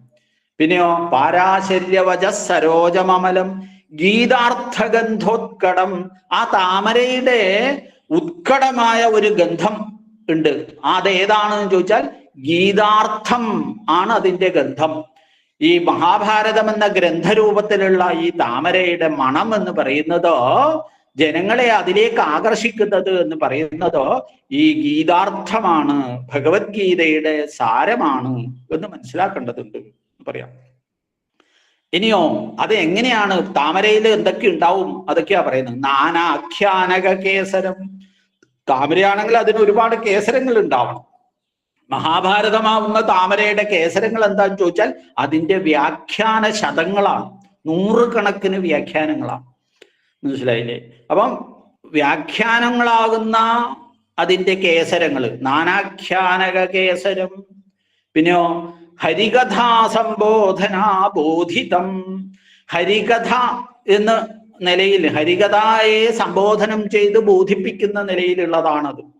വിവിധ വ്യാഖ്യാനങ്ങളാണെങ്കിലും ഭാരതമാണെങ്കിലും ഭാരതത്തിന്റെ വിഷയം അതാണ്, ഹരികഥയാണ്. ഭഗവാന്റെ, കൃഷ്ണന്റെ, നാരായണന്റെ കഥയാണ്. പിന്നെയോ എങ്ങനെയാണ് ഈ താമര എന്ന് ചോദിച്ചാൽ, സാധാരണ താമര നല്ല ഗന്ധപൂർണമാവുമ്പോൾ അതിനെ ഷഡ്പദങ്ങള്, വണ്ടുകൾ വന്ന് പൊതിയും. നിരന്തരം വണ്ടുകൾ ഇങ്ങനെ ചുറ്റും പറക്കും, പാറ്റകള്. അപ്പൊ ഇവിടെ അങ്ങനെയാണെന്നാ പറയുന്നത്. എന്താണ്? ലോകേ സജ്ജന ഷഡ്പദൈഹി അഹരഹ പേവീയമാനം മുദാ. ലോകത്തില് സജ്ജനങ്ങളാകുന്ന ഷഡ്പദങ്ങൾ, വണ്ടുകൾ, സജ്ജനങ്ങളാകുന്ന വണ്ടുകളാൽ അഹരഹ, പകലും പകലും, ഓരോ പകലും എന്നർത്ഥം. അഹരഹ എന്ന് പറഞ്ഞാൽ അങ്ങനെ പറയുമ്പോൾ ഒരു ദിവസം മുഴുവൻ എന്നർത്ഥം. രാത്രിയും ഉൾപ്പെടും അതിൻ്റെ അകത്ത്, അഹോരാത്രം മുഴുവൻ ഉൾപ്പെടും. അപ്പൊ താമര സാധാരണ പകലല്ലേ ഉണ്ടാവുള്ളൂ, പക്ഷെ രാത്രിയിലും പെടും. എങ്ങനെ എന്നുള്ളത്, അതുകൊണ്ടാണ് ഇതിനെ മഹാഭാരത ഗ്രന്ഥം രാപ്പകലില്ലാതെ സജ്ജനങ്ങളാൽ സേവിക്കപ്പെടുന്നതാണ്. അഹരഹ പേപീയം, പേപീയമാനം, കുടിക്കപ്പെടുന്നത് എന്നാണ്. മഹാഭാരതം കുടിക്കലാണ്, അല്ലാണ്ട് പിന്നെ ഇങ്ങനെ തൊട്ട് നക്കലൊന്നുമല്ല, അങ്ങനെയുള്ള പരിപാടികളൊന്നുമില്ല. മനസ്സിലായില്ലേ? അങ്ങനെ കുടിക്കുക തന്നെ ശ്രദ്ധിക്കണം. കാരണം തേനാണ് കുടിക്കുന്നത്. അപ്പൊ അങ്ങനെ കണ്ടമാനം കുടിക്കുന്ന രീതി, അത് കുടിക്കേണ്ട രീതിയിൽ കുടിക്കേണ്ടതുണ്ട് എന്ന് മനസ്സിലാക്കണം. ഇല്ലെങ്കിൽ ചിലപ്പം ആരാണോ വേണ്ടാത്ത നിലയിൽ ആ മഹാഭാരതം കുടിക്കാൻ പുറപ്പെട്ടത് അവൻ ശ്വാസം മുട്ടി ചത്തുപോകും എന്നാ പറയുന്നത്. ഇപ്പൊ നമുക്ക് കാണാം പല നുണയിടങ്ങളും അതുപോലെയുള്ള ഇടങ്ങളും ഒക്കെ മഹാഭാരതത്തെ ദുർവ്യാഖ്യാനം ചെയ്ത് അവസാനം വെള്ളം കിട്ടാണ്ട് മരിക്കുന്ന ഒരു സ്ഥിതി വിശേഷത്തിലേക്ക് വരും എന്നാണ് പറഞ്ഞതിന്റെ ചുരുക്കം. അതുകൊണ്ട് മഹാഭാരതം പേപീയമാനം മുത, സന്തോഷത്തോടുകൂടി അങ്ങനെ കുടിക്കുന്നത്. സജ്ജനങ്ങളാകുന്ന ഷഡ്പദങ്ങൾ അതിനെ എപ്പോഴും പകൽ തോറും സേവിച്ചുകൊണ്ടിരിക്കുന്നു. ഇനിയോ ഭൂയാത് ഭാരത പങ്കജം, ആ ഭാരതമാകുന്ന പങ്കജം എങ്ങനെയാണ്? ഭൂയാത്, ഭവിക്കട്ടെ. എങ്ങനെ? കലിമല പ്രധ്വംസിന ശ്രേയസേ, കലിമല പ്രധ്വംസിയായിട്ട്, കലിമലത്തെ, ഈ കലികാലത്തിന്റെ എല്ലാ ദുഷ്പ്രവൃത്തികളെയും ധ്വംസിക്കുന്ന, നശിപ്പിക്കുന്നതായിട്ട്, അതുപോലെ തന്നെ നമ്മുടെ ശ്രേയസ്സിനായിട്ട് ഭവിക്കട്ടെ എന്നാണ്. ഇതാണ് മഹാഭാരതത്തിന്റെ ഏറ്റവും വലിയ പ്രത്യേകത. അത് കലികാലത്തിലെ കലിയുടെ ഉപദ്രവങ്ങളെ, കലിയുടെ ദോഷത്തെ പ്രധ്വംസിക്കുന്നതാണ്, തടുക്കുന്നതാണ്. ഇപ്പൊ മഹാഭാരതം എല്ലാവരും വീട്ടിൽ വെക്കുകയും വേണം, വായിക്കുകയും വേണം. വീട്ടിൽ വെച്ചുകൂടാനും അത് സ്റ്റണ്ടിന് വകുപ്പുണ്ടാക്കും എന്നൊക്കെ പറഞ്ഞത് ഈ കലിയുടെ ബാധ ഉണ്ടാവാൻ വേണ്ടിയിട്ടാണ്. അത് രാക്ഷസീയമായ ഉപദേശമാണ്, ദൈവികമായ ഉപദേശമല്ല. അപ്പൊ കലിമല പ്രധ്വംസി ന ശ്രേയസേ, അങ്ങനെയുള്ള മഹാഭാരത ഗ്രന്ഥത്തിന്റെ മധ്യത്തില് ഭീഷ്മപർവത്തിലാണ് ഈ 18 അധ്യായങ്ങളുള്ള ഭഗവത്ഗീത ഗ്രഥിതമായത് എന്ന് പറയുന്നു. ഒപ്പം തന്നെ അത് മഹാഭാരത യുദ്ധത്തിലാണെന്ന് പറയാൻ വേണ്ടി ആ യുദ്ധം എങ്ങനെയുള്ളതാണെന്നും കൂടി നമ്മളെ ബോധിപ്പിക്കുകയാണ് ആചാര്യൻ. എന്താണത്? ഭീഷ്മദ്രോണ തടാ ജയദ്രഥജല ഗാന്ധാര നീലോപല ശല്യഗ്രാഹവതീ കൃപേണ വഹനീ കർണേന വേലാകുല അശ്വത്ഥാമ വികർണ ഘോരമകര ദുര്യോധനാവർത്തിനി സോത്തീർണ ഖലു പാണ്ഡവൈരണനദി കൈവർത്തക കേശവ. അതൊരു രണനദി തന്നെയാണ് എന്നാ പറയുന്നത്. ഈ മഹാഭാരത യുദ്ധം എന്ന് പറയുന്നത് ഒരു രണനദിയാണ്. രണനദി എന്ന് പറഞ്ഞാൽ യുദ്ധപ്രവാഹം നിൽക്കുകയില്ല, ഒഴുകിക്കൊണ്ടേയിരിക്കും. നദിയുടെ പ്രത്യേകത അതല്ലേ, എവിടെയെങ്കിലും തടസ്സമുണ്ടോ അതിന്? ഇല്ല. അപ്പൊ മഹാഭാരത യുദ്ധം ഇങ്ങനെ നടന്നുകൊണ്ടേയിരിക്കും. ഇങ്ങനെ സ്ഥിരമായി നടന്നുകൊണ്ടിരിക്കണം. ആ മഹാഭാരത യുദ്ധം ഏതായിരിക്കണം? അത് നമ്മുടെ ഉള്ളിൽ നടക്കുന്ന യുദ്ധമായിരിക്കണം. അല്ലാതെ കണ്ട് പുറത്ത് ഇങ്ങനെ നടന്നുകൊണ്ടിരിക്കുമല്ലോ. ഒരു കാലം കഴിഞ്ഞു, ഒരു യുദ്ധം കഴിഞ്ഞു, അതിന്റെ നാശം വന്നു, അതിന്റെ ഒക്കെ വന്നു, പിന്നെ അനവധി കാലം കഴിഞ്ഞിട്ട് ആ സമ്പത്തെല്ലാം ഉണ്ടായിട്ട് വന്നിട്ട് വേണ്ടേ അടുത്ത യുദ്ധം. അപ്പൊ ഇവിടെ അങ്ങനെയല്ല, ഇത് നദീപ്രവാഹം പോലെ യുദ്ധമാണ്. അപ്പൊ അത് നമ്മുടെ അന്തരംഗത്ത് നടക്കുന്ന യുദ്ധമാണ് എന്ന് മനസ്സിലാക്കണം. അത് എങ്ങനെയാണെന്നൊക്കെ വിശദീകരിക്കുകയാണ് പിന്നീട്. മഹാഭാരത യുദ്ധം എന്ന് പറയുന്ന ഈ 18 അക്ഷൗഹിണി സേനകള് തമ്മിൽ ഏറ്റുമുട്ടിയ അതിഗംഭീരമായ യുദ്ധം, ആ യുദ്ധം ധർമാധർമ്മ യുദ്ധം എങ്ങനെയാണ്, ആരൊക്കെയാണ് അതിൽ നേതൃത്വം വഹിച്ചത് എന്ന് നമ്മളോട് പറയാണ്. ഒരു നദി ആണെങ്കിൽ ആ നദിയുടെ സ്വഭാവത്തിനനുസരിച്ച് ഈ യുദ്ധത്തെ വർണ്ണിക്കുകയാണ്. ഭീഷ്മദ്രോണ തട, ഭീഷ്മരെന്നും ദ്രോണരെന്നും പറയുന്ന 2 തടങ്ങള്. നദി എപ്പോഴും തടത്തിന്റെ കൂലം എന്നാ പറയാ. കൂലം കുത്തി എന്നൊക്കെ കേട്ടിട്ടുണ്ടാവും. ഈ കൂലം കുത്തി ഒഴുകുക, തടത്തെ ഉല്ലംഘിച്ച് ഒഴുകുന്നതിനെയാണ് അങ്ങനെ പറയാം. അപ്പൊ 2 തടങ്ങള് ഈ വെള്ളത്തെ പുറത്തേക്ക് വിടാതെ, മാറി ഒഴുകാതെ, ലക്ഷ്യത്തിലെത്തുന്ന വിധത്തിൽ ക്രമമായി ഒഴുകാൻ വേണ്ടി നിർത്തുന്നതാണ് 2 തടങ്ങള്. ഈ മഹാഭാരത യുദ്ധത്തില് കൃത്യമായി സൈന്യവിന്യാസം ചെയ്ത് ക്രമമായി ലക്ഷ്യത്തിലേക്ക് യുദ്ധത്തെ നയിക്കുന്ന രണ്ട് പേരാണ് ഭീഷ്മദ്രോണ തട, ഭീഷ്മരും ദ്രോണരും. അങ്ങനെ ഭീഷ്മദ്രോണ തടങ്ങളോടുകൂടിയ ജയദ്രഥജല, ജയദ്രഥനാണ് അവിടുത്തെ ജലം, ഈ നദിയിലെ ജലം. ആ ജലത്തിന് ഒരു പ്രത്യേകതയുണ്ട് ഇല്ലേ? ജയദ്രഥൻ ആരാണെന്നൊക്കെ നമുക്കറിയാം. കൗരവന്മാരുടെ ഒരേ ഒരു പെങ്ങളുടെ ഭർത്താവാണ് അദ്ദേഹം, ജയദ്രഥൻ. ആ പേര് തന്നെ വലിയ അർത്ഥവത്താണ്. സമയക്കുറവുള്ളതുകൊണ്ട് അതൊന്നും വിശദീകരിക്കുന്നില്ല. പിന്നീട് ക്ലാസ്സുകളിൽ നമുക്ക് വിശദമായിട്ട് കാണാം ഇത്തരം കാര്യങ്ങളൊക്കെ. അപ്പൊ അങ്ങനെ ജയദ്രഥനാകുന്ന ജലത്തോടു കൂടിയതും, പിന്നെയോ നദി എങ്ങനെയുള്ളതാണ്? ജയദ്രഥ ജല ഗാന്ധാര നീലോപല, ഗാന്ധാര നീലോപലം. ഗാന്ധാരൻ എന്ന് പറഞ്ഞു കഴിഞ്ഞാൽ ശകുനി. ഈ ശകുനിയാകുന്ന നീലോപലം, നീലോപലം എന്ന് പറഞ്ഞാൽ കരിങ്കല്ല് എന്നർത്ഥം. നദിയിലുണ്ടാവുന്ന കരിങ്കല്ലിന്റെ പ്രത്യേകത എന്താണെന്ന് നമുക്കറിയാം. അത് എവിടെയാ ഉള്ളത്, എങ്ങനെയാ ഉള്ളത് എന്ന് പെട്ടെന്ന് കണ്ട് നമുക്ക് തിരിച്ചറിയാനൊന്നും പറ്റില്ല. അപ്പൊ തോണിയൊക്കെ ഇറക്കി കഴിഞ്ഞാൽ ഇതിൽ ചെന്ന് ഇടിച്ച് തകരാറിലാവാൻ സാധ്യതയുണ്ട്. അപ്പൊ അങ്ങനെയാണ് ഈ നീലോപലം എന്ന ശബ്ദം വന്നത്. നീലോൽപലം എന്ന് എഴുതിയിട്ട് കാണാറുണ്ട് ചില ദിക്കിൽ. അത് നീലത്താമര, അത് വലിയ അപകടകാരിയൊന്നുമല്ല. അപ്പൊ അതുകൊണ്ട് അങ്ങനെ ഒരു വ്യാഖ്യാനം നമുക്ക് സ്വീകാര്യവുമല്ല. അങ്ങനെ ഒരു പാഠം നമ്മളുടെ കൂട്ടത്തിൽ ഇല്ല. നമ്മളുടെ കൂട്ടത്തിൽ നീലോപലം, ഉപലം എന്ന് പറഞ്ഞാൽ കല്ലുശില എന്നർത്ഥം. അപ്പൊ കരിങ്കല്ല്, ഈ കരിങ്കല്ല് വെള്ളത്തിനടിയിൽ നിന്നാൽ എത്രമാത്രം അപകടം ചെയ്യുമോ അത്രമാത്രം അപകടകാരിയാണ് ഈ യുദ്ധത്തിൽ ആര്? ശകുനി അല്ലെ? കൗരവന്മാരുടെ അമ്മാമൻ, ഗാന്ധാരിയുടെ സഹോദരൻ. ഇതാണ് ശകുനിയുടെ പ്രത്യേകത. ഗാന്ധാര നീലോപല. ഇനി ഈ നദിയില് അത് ഇരിങ്ങാലക്കുട നദി പോലെയാണ്, ചാലക്കുടിയിലെ നദി പോലെയാണെന്നൊക്കെയാ പറയുന്നത്. അനവധി മുതലകളുണ്ട്. അതിലെ ഏറ്റവും പ്രസിദ്ധമായിട്ടുള്ള ശല്യഗ്രാഹവതി എന്നാണ്. ശല്യനാകുന്ന ഗ്രാഹവതി മുതലയോട് കൂടിയതാണ് ഇത് പറയാണ്. ശല്യഗ്രാഹവതി കൃപേണ വഹനി. കൃപന എന്ന് പറയുന്ന കൃപാചാര്യനാണ് ഇതിലെ ഒഴുക്ക്, പ്രവാഹം. വഹനി കർണേന വേലാകുല. കർണനാണ് ഇവിടുത്തെ വേലാകുലം. വേലാകുലം എന്ന് പറഞ്ഞാൽ തിരമാല എന്ന് പറയാം. എങ്ങനെയാ അതിന് കർണന്റെ പ്രത്യേകത എന്താണെന്ന് കാണിക്കുവാണ് തിരമാല. തിരമാല സാധാരണ നമ്മളൊക്കെ കണ്ടിട്ടുണ്ടാവും. കടലിന്റെ കരയിൽ ചെന്ന് കഴിഞ്ഞാൽ ഒരു തവണ അടിക്കും, അതിങ്ങനെ നമ്മളെടുത്തെത്തും എന്നൊക്കെ നമുക്ക് തോന്നും. പക്ഷെ ഇല്ല, നമ്മളെ പകുതി വരെ വന്നിട്ട് ബും എന്ന് പറഞ്ഞിട്ട് അങ്ങ് പുറകോട്ട് വരി അല്ലെ? ശക്തിയൊന്നുമില്ല, പാവം തിരമാല എന്ന് വിചാരിച്ച് നമ്മൾ കുറെ കൂടെ മുന്നോട്ട് കയറി നിൽക്കും.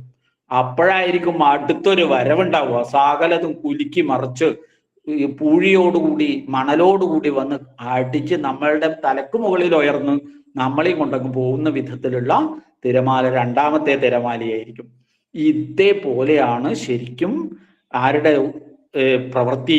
കർണന്റെ പ്രവൃത്തി യുദ്ധത്തില്. കർണേന വേലാകുല. ഒരു തവണ ഇങ്ങനെ ഷൂ ഷൂ ഷൂ എന്ന് പറഞ്ഞിട്ട് അവിടെ ഇവിടെ എല്ലാം തേരോടിച്ച് ഒന്ന് ചെറുങ്ങനെ മുട്ടിയിട്ട് അങ്ങോട്ട് പുറകോട്ട് നീങ്ങും. അപ്പം വലിയ ഉത്സാഹവും, കർണൻ പുറകോട്ട് നീങ്ങിയല്ലോ, അപ്പൊ പിന്നെ നമുക്കൊന്ന് മുന്നോട്ട് കയറാമെന്ന് വിചാരിക്കും. അങ്ങനെ അതിഉത്സാഹത്തോടു കൂടി സൈന്യങ്ങൾ, ശത്രു സൈന്യത്തിലുള്ളവരൊക്കെ ചാടി മുന്നോട്ട് പോകും. അപ്പൊ അതിന്റെ ഇരട്ടി വേഗത്തിൽ വന്ന ഒരടിയാണ്, സകലതും നശിപ്പിച്ചു പോകും. ഇത് ഈ കർണന്റെ യുദ്ധത്തിന്റെ ഒരു പ്രത്യേകതയും കൂടിയാണ്. അങ്ങനെ കർണേന വേലാകുല ശല്യഗ്രാഹവതി കൃപേണ ഭഗിനി കർണേന വേലാകുല അശ്വത്ഥാമ വികർണ ഘോരമകര.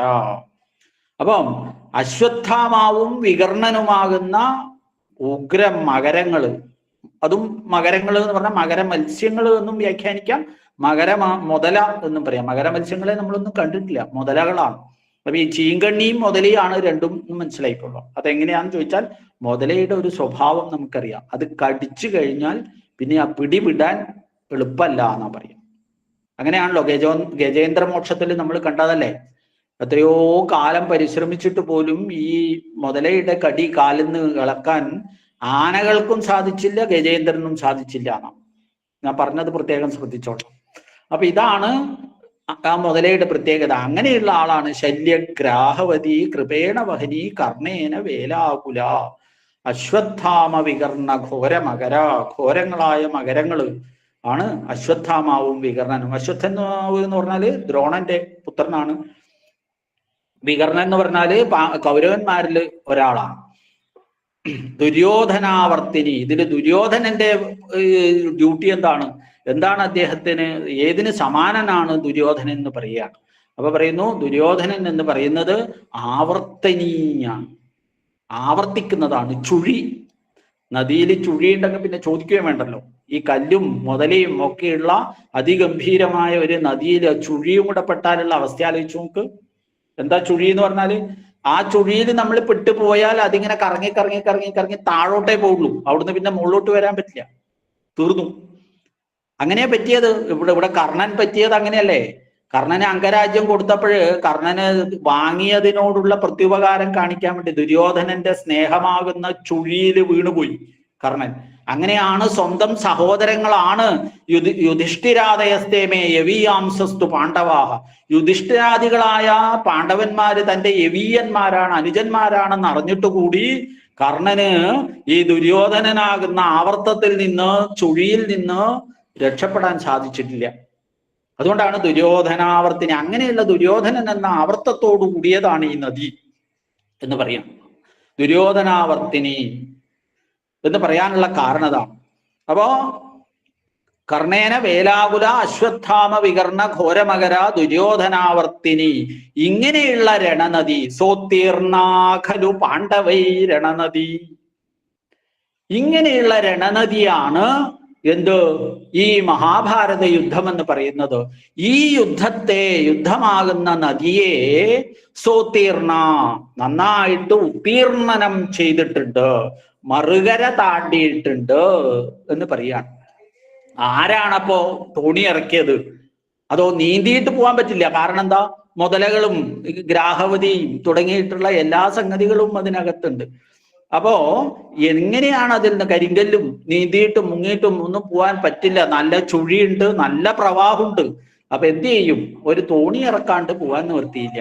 അങ്ങനെ ഒരു തോണി ഇറക്കിയിട്ടുണ്ടെങ്കിൽ ഇത്രയും ചെങ്കുത്തായ ഒഴുക്കും ആവർത്തവും ഒക്കെയുള്ള ഇതിനെ നിയന്ത്രിച്ച്, തോണിയെ നിയന്ത്രിച്ച് മറുകര എത്തിക്കാൻ ശേഷിയുള്ള ആൾ ആരാണ്? അതാണ് പറഞ്ഞത് കൈവർത്തക കേശവ. അവിടെ നാവികനായിട്ട് നിന്നിട്ടുള്ളത് സാക്ഷാത് കേശവൻ തന്നെ. ആ കേശവ ശബ്ദത്തിന് ഒരുപാട് അർത്ഥമുണ്ട് അവിടെ. ഇപ്പൊ സമയം വൈകിയത് കൊണ്ട് പറയാൻ നിവൃത്തിയില്ല. ഒരു ഹിന്റ് ഞാൻ തരാം നിങ്ങൾക്ക് പിന്നീട് എപ്പോഴെങ്കിലും ഓർമ്മിക്കാൻ വേണ്ടി. കം എന്ന് പറഞ്ഞാൽ ജലം, കെ എന്ന് പറഞ്ഞാല് വെള്ളത്തിൽ എന്നർത്ഥം, സപ്തമി. ശവം എന്ന് പറഞ്ഞാൽ നമുക്കറിയാലോ, ജീവനില്ലാത്ത തടി, പൊങ്ങുതടി അല്ലെ, ശരീരം അത് പൊന്തിക്കെടുക്കുകയാണല്ലോ ചെയ്യുക വെള്ളത്തിൽ. അപ്പൊ കേശവ ശബ്ദത്തിന് അങ്ങനെ ഒരു അർത്ഥം അവിടെയുണ്ട്, ശ്രദ്ധിച്ചോളൂ. ഇനി കേശവ ശബ്ദത്തിന് പാരമ്പര്യമായിട്ട് പറയുന്ന അനവധി അർത്ഥങ്ങളുണ്ട്. ഭഗവാൻ കേശവൻ എന്നുള്ള അർത്ഥം. അപ്പൊ ഇതൊക്കെ ഇങ്ങനെ പലതരത്തിൽ അതിനെ നമുക്ക് കാണാൻ പറ്റും. ഏതായാലും കൈവർത്തകൻ എന്ന് പറഞ്ഞാൽ നാവികനായിട്ട് ഇവിടെ കേശവനാണ്, സാക്ഷാത് ഭഗവാൻ തന്നെയാണ്. ഭഗവാൻ തോണി തുഴഞ്ഞ് മറുകര എത്തിക്കുമ്പോൾ പിന്നെ എന്താ പേടിക്കാനുള്ളത്?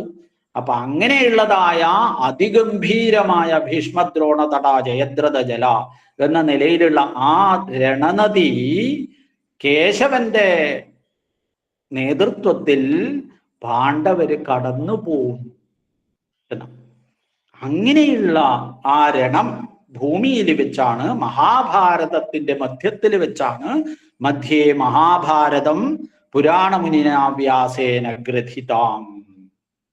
പിന്നെയോ എന്താ ഇതിലെ പ്രതിപാദ്യം എന്നാണ്? ഗ്രന്ഥമാണെങ്കിലും ഭാരതമാണെങ്കിലും ഇതിലെ പ്രതിപാദ്യം ഒന്നേ ഉള്ളൂ, അദ്വൈതം. അദ്വൈതമാകുന്ന അമൃതം, അദ്വൈതാമൃത വർഷിണിയും. അതിങ്ങനെ വെറുതെ ഇങ്ങനെ അവിടെ ഇവിടെയും തൊട്ട് തേച്ച് വെച്ചതൊന്നുമല്ല. ഇന്നത്തെ കവിതകൾ പോലെ കവിത എന്ന് പറയാൻ അതിൽ ഏതെങ്കിലും ഒരു കഷ്ണം അങ്ങനത്തെ കിട്ടിയെങ്കിലായി, അത്രയേ ഉള്ളൂ.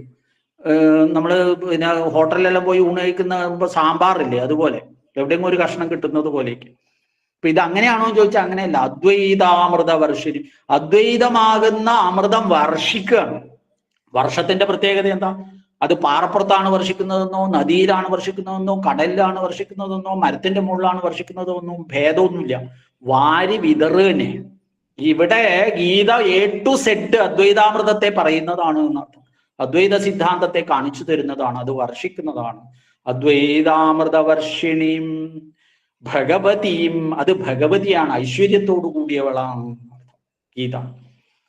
അഷ്ടാദശാധ്യായിനിയും 18 അധ്യായങ്ങളോട് കൂടിയതാണ് ഭഗവത്ഗീത. നമുക്കറിയാം അർജുന വിഷാദ യോഗം എന്ന അധ്യായം മുതല്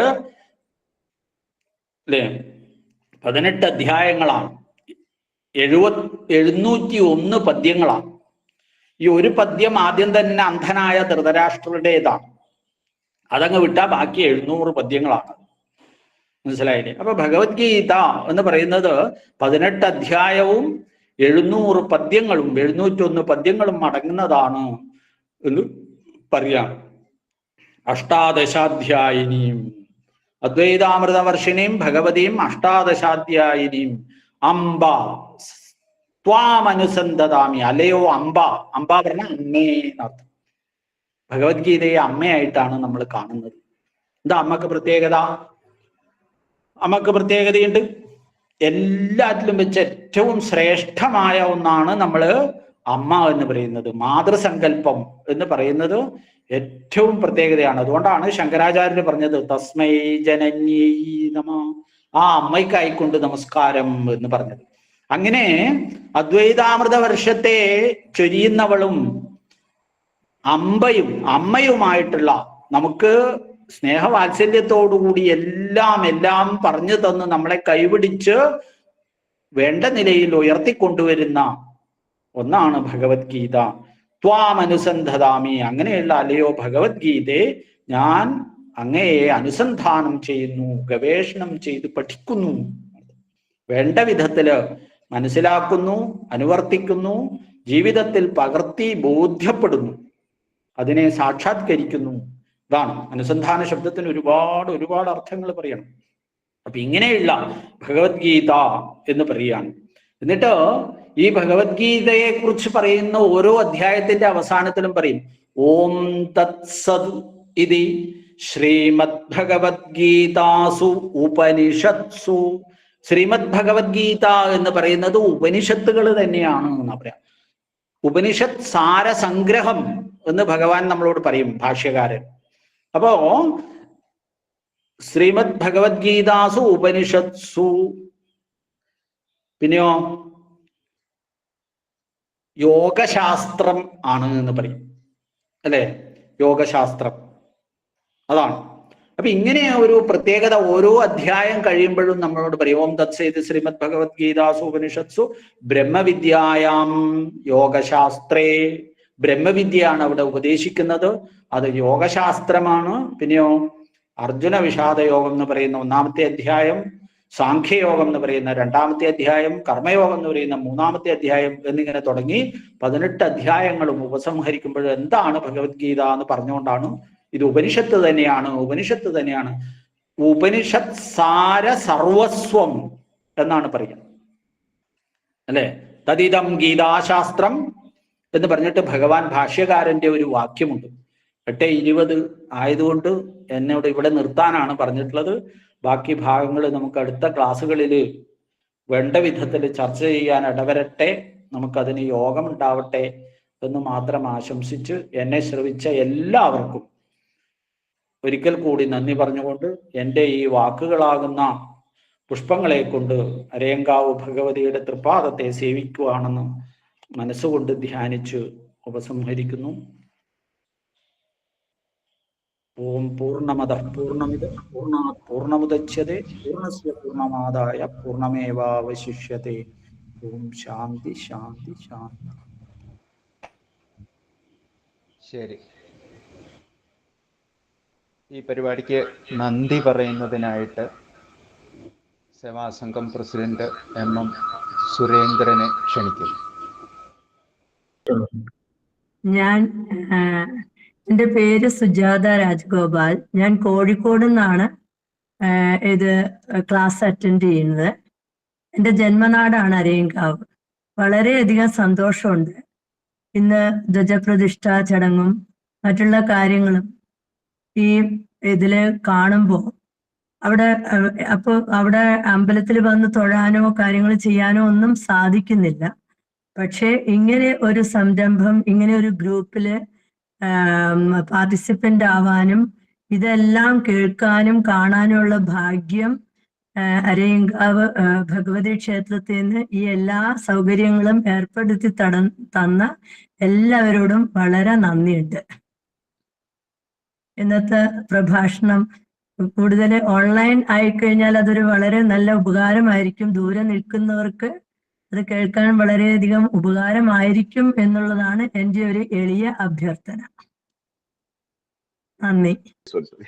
പ്രിയമുള്ളവരെ, നമ്മളുടെ 2 വർഷത്തിന് ശേഷം സേവാ സംഘത്തിന്റെയും ഇതിന്റെ പുതുവാമന ട്രസ്റ്റിന്റെയും ആഭിമുഖ്യത്തിൽ 2 വർഷത്തിന് മുമ്പ് നമ്മൾ സത്സംഗ പരിപാടി തുടങ്ങിയ ശേഷം അത് ചെറിയ പല കാരണങ്ങളോടും മുടങ്ങിപ്പോയിരുന്നു. എങ്കിലും ഇന്ന് വീണ്ടും ഇന്നത്തെ ഈ ഒരു ധന്യ നിമിഷത്തിൽ ഈ ദിവസം തന്നെ അതിലായി തിരഞ്ഞെടുക്കുകയും യൂട്യൂബ് തുടങ്ങുകയും അങ്ങനെയുള്ള പല കാര്യങ്ങളും നമ്മൾ പുതിയ മീഡിയയെ ഉപയോഗിച്ചുകൊണ്ട് ഇപ്പോ മാഡം പറഞ്ഞതുപോലെ വളരെ ഭംഗിയായിട്ട് ദൂരെയുള്ളവർക്കും ശ്രവിക്കാനും ഉൾക്കൊള്ളാനും തക്ക ഭാഗത്തില് നമ്മളിങ്ങനെ ഒരു വേദി സംഘടിപ്പിച്ച് പ്രത്യേകിച്ച് ഡോക്ടർ ശങ്കരനാരായണനോട് വളരെയധികം സന്തോഷത്തോട് നന്ദി പറയുകയാണ്.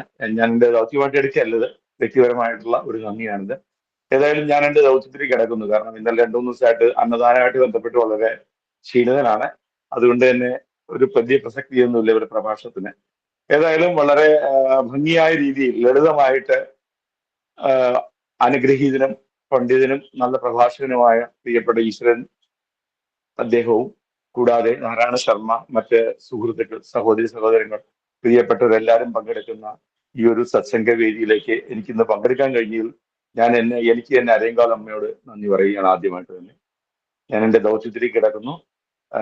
ഈ ഒരു വലിയ നല്ല ഒരു പ്ലാറ്റ്ഫോം ഉണ്ടാക്കുകയും ആ പ്ലാറ്റ്ഫോമിലൂടെ എല്ലാവരുമായി സംവദിക്കുവാനും നമ്മൾക്കൊക്കെ അറിയാവുന്ന പല കാര്യങ്ങളും വളരെ ഭംഗിയോടെ അടുക്കും ചിട്ടയോടെ ലളിതമായ ഭാഷയിൽ ആ പാണ്ഡിത്യത്തിന് ഉതകുന്ന രീതിയിൽ തന്നെ വളരെ നന്നായി പ്രഭാഷണം അവതരിപ്പിച്ച പ്രിയപ്പെട്ട ഈശ്വരൻ സാറിനോടും എൻ്റെ ബഹുമാനാദരങ്ങളോടെ നന്ദി പറയുന്നു ആദ്യമായിട്ട്.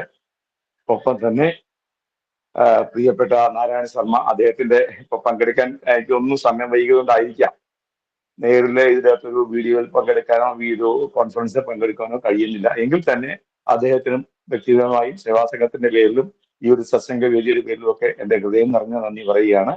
ഒപ്പം പങ്കെടുത്ത പ്രിയപ്പെട്ട ഭക്തജനങ്ങളും സഹോദരങ്ങളും എല്ലാത്തിനും ഉപരി ഇതിനൊക്കെ ചുക്കാൻ പിടിച്ച പ്രിയപ്പെട്ട ഡോക്ടർ ശങ്കരനാരായണൻ, റിട്ടയർ ആയതിനു ശേഷം പല നല്ല കാര്യങ്ങളും ക്ഷേത്രവുമായി ബന്ധപ്പെട്ട പല കാര്യങ്ങളിലും വളരെ നല്ല രീതിയിൽ ഇടപെട്ട് നമ്മളെയൊക്കെ ഞാൻ എന്നെ പോലെയുള്ള സാധാരണ വ്യക്തികൾ തിരക്കേറിയ ബിസിനസ്സും മറ്റുള്ള കാര്യങ്ങളോട് ഓടി നടക്കുമ്പോൾ ഇവിടെയൊക്കെ വളരെ ചുരുങ്ങിയ സമയം ചെലവഴിക്കാൻ കഴിയുന്നുവെങ്കിലും അരയങ്കാലമ്മയുടെ സേവകൻ എന്ന നിലയിൽ കാണിക്കുന്ന നമ്മളുടെ ആ ഒരു നമ്മൾക്ക് ഊർജം പകർന്നു തരുന്ന ചില വ്യക്തികളിൽ ഒരാളായി ഡോക്ടർ ശങ്കരനാരായണൻ മാറുന്നു എന്നതിൽ വളരെ സന്തോഷമുണ്ട്. ഇനിയും അങ്ങയുടെ കൂട്ടേട്ടനും മറ്റേ നേരത്തെ ഉണ്ടായിരുന്ന വിശ്വനായാലും അതുപോലെയുള്ള നമ്മളുടെ വേദിയിൽ അല്ലെങ്കിൽ നമ്മുടെ പുതുവാമ ക്ഷേത്രവുമായിട്ട് ബന്ധപ്പെട്ട പലരും, ഒപ്പം തന്നെ നമ്മളെ സേവാ സംഘത്തിന്റെയും മുൻ സാരഥികളായിരുന്ന പലരും ഒക്കെ ചെയ്ത ആ ഒരു പാതകൾ പിന്തുടരുന്നതിലും അതുപോലെ തന്നെ വളരെ നല്ല രീതിയിൽ ഇനിയും ഇതുപോലുള്ള കാര്യങ്ങൾ ചെയ്യാനും ഒക്കെ നമുക്ക് നേതൃത്വം നൽകുക ശ്രീ ശങ്കരനാരായണനുണ്ട്. ഇനിയും ഈശ്വരൻ സാറിനെ പോലുള്ളവരും നാരായണ ശർമ്മ സാറിനെ പോലുള്ളവരും മറ്റ് പ്രഗത്ഭ വ്യക്തികളെയും കൊണ്ടുവന്ന് നമുക്ക് ഇങ്ങനെയുള്ള ഒരു പരിപാടി വളരെ ഊർജ്ജസ്വലമായിട്ട് തന്നെ മുമ്പോട്ട് കൊണ്ടുപോകണം എന്നൊരു അഭിപ്രായമുണ്ട്. എല്ലാവർക്കും ഒരിക്കൽ കൂടി പങ്കെടുത്ത എല്ലാവർക്കും ഭക്തജനങ്ങൾക്കും അരയങ്കാലമ്മയുടെ പാതാരബന്ധങ്ങൾ സമർപ്പിച്ച് നന്ദിയോടെ പ്രണമിച്ചുകൊണ്ട് ആ വേദി എനിക്ക് ഇതിന്റെ നന്ദി പറയാൻ കിട്ടിയ വേദി എനിക്ക് തന്നതിൽ ഞാൻ നന്ദി പ്രകാശിപ്പിക്കുകയാണ് എല്ലാവരോടും. എല്ലാവർക്കും നന്ദി ഒരിക്കൽ കൂടി സാഷ്ടാംഗം പ്രണമിച്ചുകൊണ്ട് നന്ദി, നമസ്കാരം. ശരി, ശങ്കരാനന്ദൻ കഴിഞ്ഞതുപോലെ താങ്ക് യു. ശാന്തി മന്ത്രത്തോടു കൂടി അവസാനിപ്പിക്കാം. സർവേ ഭവന്തു സുഖിനഃ, സർവേ സന്തു നിരാമയാഃ, സർവേ ഭദ്രാണി പശ്യന്തു, മാ കശ്ചിത് ദുഃഖഭാഗ് ഭവേത്. എല്ലാവർക്കും നമസ്കാരം. ഈ പരിപാടിയിൽ എത്തിച്ചേർന്ന എല്ലാവർക്കും, പ്രത്യേകിച്ച് ഈശ്വരൻ, നാരായണ ശർമ്മ, എല്ലാവരെയും ഒരിക്കൽ കൂടി നന്ദി സൂചിപ്പിച്ചുകൊണ്ട് നമുക്ക് അവസാനിപ്പിക്കാം.